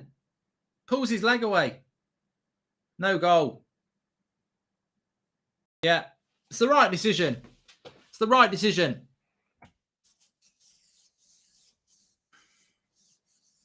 United have been shit. Leicester probably deserved to win the game, but it is a foul. It is a foul. He kicks his standing foot. I don't care whether you're a Liverpool, Arsenal fan, whatever. You've seen it, you've seen it with your own eyes. It's definitely a foul.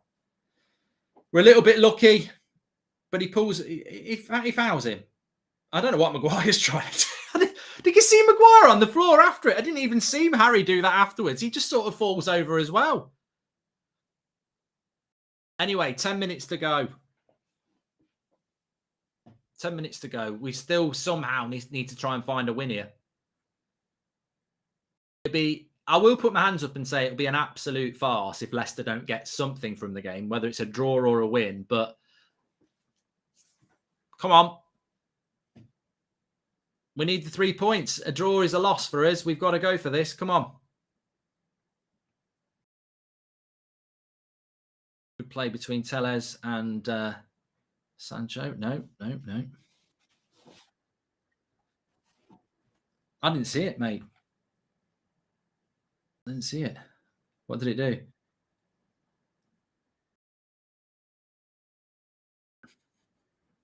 Ah, right. Rashford and Sancho playing like Proctor and Guzman, says AO. Make sure you subscribe, bottom right-hand corner. There's a lot of people not happy about it, but look, obviously I'm going to be biased as a United fan, but I thought McTominay could have got a red as a United fan. That is definitely a foul on Varane. He kicks his leg. I know everyone wants it to be a goal who doesn't want United to win, but he does kick his leg. It's as simple as that.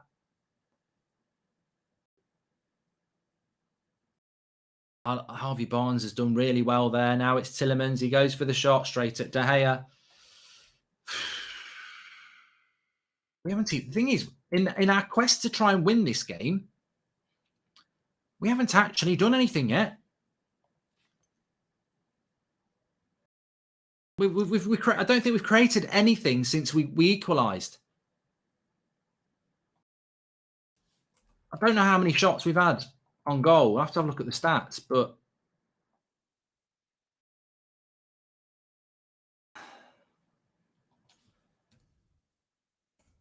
have a look here.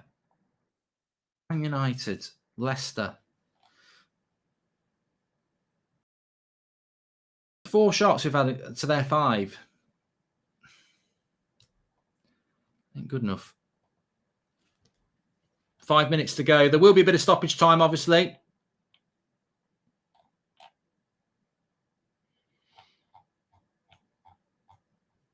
I'm not going to deny that Leicester deserves something from the game, but you don't always get what you deserve. But we do need to, if we're going to get anything, we need to bloody start attacking a little bit. We've done sod all. It's a foul by Matic again. So many fouls we've given away in this game as well. It's really frustrating. Look, not a lot's changed, has it, since half time? It's been pretty shit. And I'm starting to worry a little bit about what's going on behind us. Wolves won today. West Ham play tomorrow. There's just no intensity, is there? There's no drive to try and win this game. There's no chemistry. There's no desire. We're literally playing on the break. Oh, ref's got in the way there. That was a bit unlucky.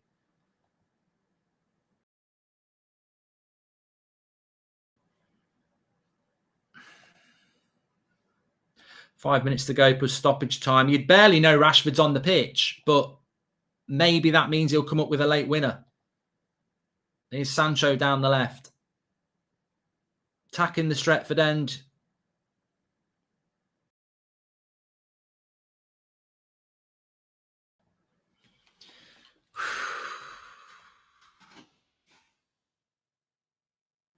Side to side. It's a throw into United.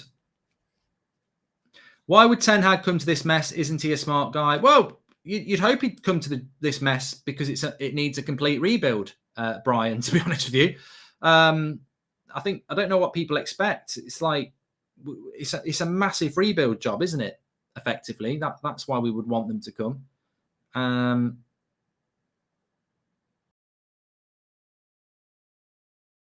Here's Matic. He's going to have to go to Fred. Have a look, Fred. Little ball into Bruno. Tellez to Sancho. Little 1-2. Good play. And corner. Maguire winner. Come on. What price? What price, say ye? What price, say ye?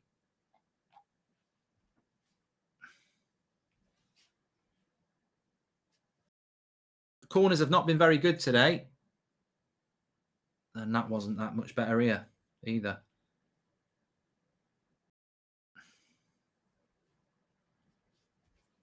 Mark, what happened to Sancho can't dribble anymore, says Jayling's fan. Tell you what, Iheanacho's hold-up play has been very, very intelligent today. 2-1 Ronaldo, says Sir Jordan. I wish it was.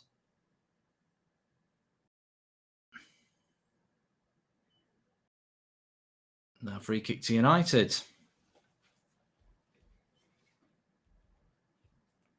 Remember your player ratings, links in the video description. Mark every player out of 10, 6 being the average. Star for your man of the match. We'll go through that after the game.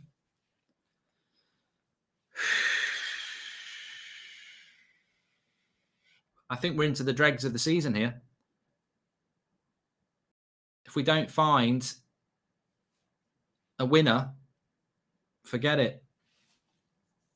If we don't find a winner, forget it, because the league table would look like this. We would be on 50 points, 51 points, having played. Hold on a minute. That league table can't be right. That's not right. They've got that league table completely wrong. Well, I don't know what BBC are doing.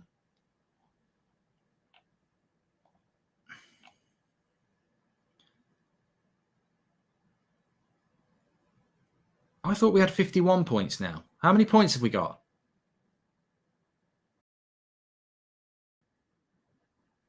Yeah, 51.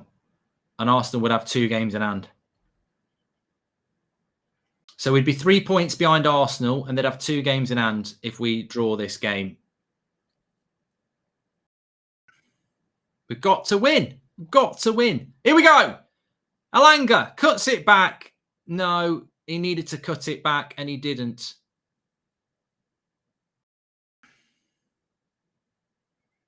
Bit of intensity from United now. It's almost like they realise that this game, we have to find a winner.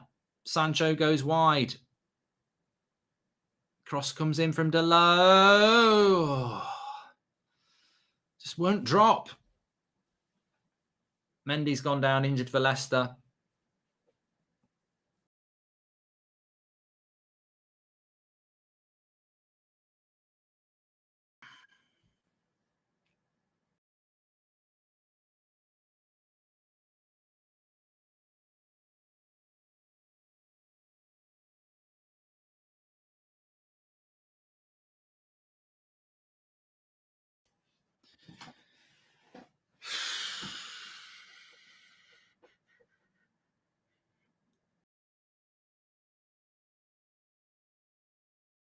It is what it is, isn't it? We should be sponsored by Ronseal. There's this paint. I don't know whether you've seen the advert. Ronseal does exactly what it says on the tin. United should have Ronseal on their shirt because it says exactly what it says in the shirt. Shite. We're just so bad. We're so bad. I really did think after the embarrassment of Atletico Madrid and 2 weeks off, they just can't be. I'm so. If they don't win this game, I'm really, really fed up of this team. Like they can't respond. They just cannot respond. Like they're a bloody embarrassment. They're an absolute embarrassment. They deserve every bit of criticism they get, as long as it's not abusive criticism. But they're just crap. Like this is an embarrassment. We're not going to get top 4. We don't deserve top 4, but at least pretend you can by winning. What this second half, from 1-1, Leicester have looked more likely to score. We've shown no effort at all, no urgency, no intensity, no desire. Apparently, it's Ronaldo's fault. Yeah. Well. The thing is, if you've got Ronaldo in this team, maybe we win it. I don't know. I mean, that's what happened against Spurs. Spurs game was quite equal. It was just Ronaldo's brilliance that won us the game. A hard game against Everton next week. It won't really matter because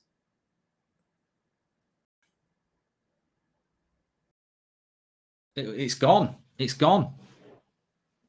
Agree these players have been poor all season, but I have to agree with Scholes that interim manager has been a mistake, says Andrew O'Brien. Well, yeah. There's no point in getting an interim manager in. Oh, Sancho, I thought he'd scored then. Angle of the thing. There's no point getting an interim manager in and giving them no power. No, I mean, Rashford's been shit, hasn't he? Let's be honest. He's not. I don't think Rashford's a centre forward. I really just don't think he's got the movements, the intelligence, or the strength to play as a number 9. Play, wide forward, yeah, but not with his back to goal.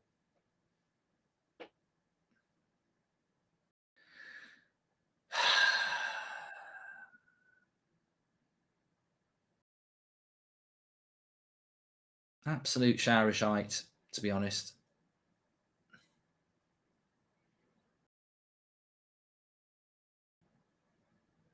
Thanks everyone who's been watching. We've got the match reaction after this. I'm going to lose my shit if we draw it.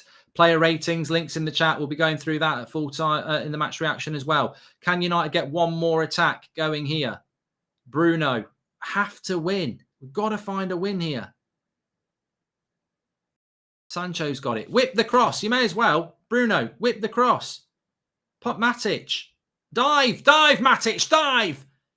No, he's out the box now. Oh, Sancho. No. Yes. No. Yes. Shoot. Alanga, shoot. Delo. Fred. Have a shot, Fred. Ah. Tellez. Bruno. Fred. Oh, Fred.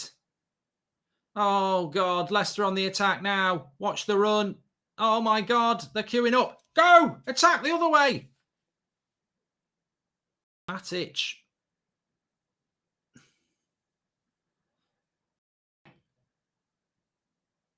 Rashford. Oh, go wide. Bruno wants it. Bruno. No. Throw in. A minute to go. This is it. Any slim chance of top four is just about to die if we don't get a goal. I mean, even if we do get a goal, I don't think we'll get top four anyway. We're shite, but come on, Sancho. Rashford. No. He's given an offside. Oh.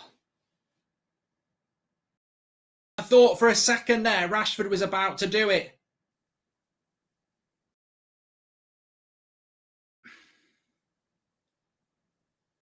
Rashford's there. Oh, Alanga's offside, isn't he?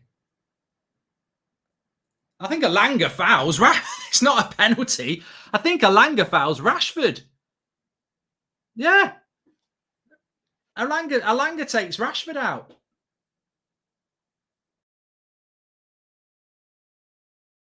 I thought we were looking for a pen. Alanga's offside, and then he takes Rashford out as well. Come on, Matic. 30 seconds of overtime have gone. Leicester is still pushing here.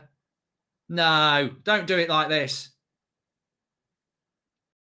Still in a chance for United. Delo pushes forward.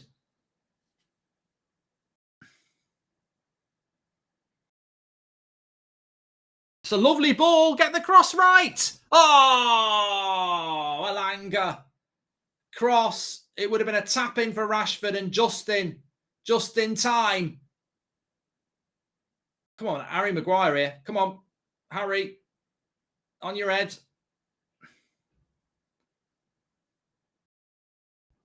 It's written in the stars.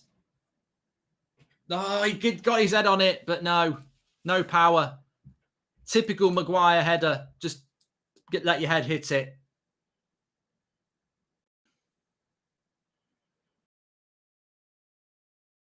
He's still playing on, the ref here. 96.5 minutes. Still going. I thought that was going to be it. That is it. 1-1. 1-1 it is. Manchester United draw 1-1. That's it. 3 points behind Arsenal, who have 2 games in hand, and we've still got to go to Anfield, and we've still got to go to the Emirates. That's top 4 gone, everybody, I'm afraid.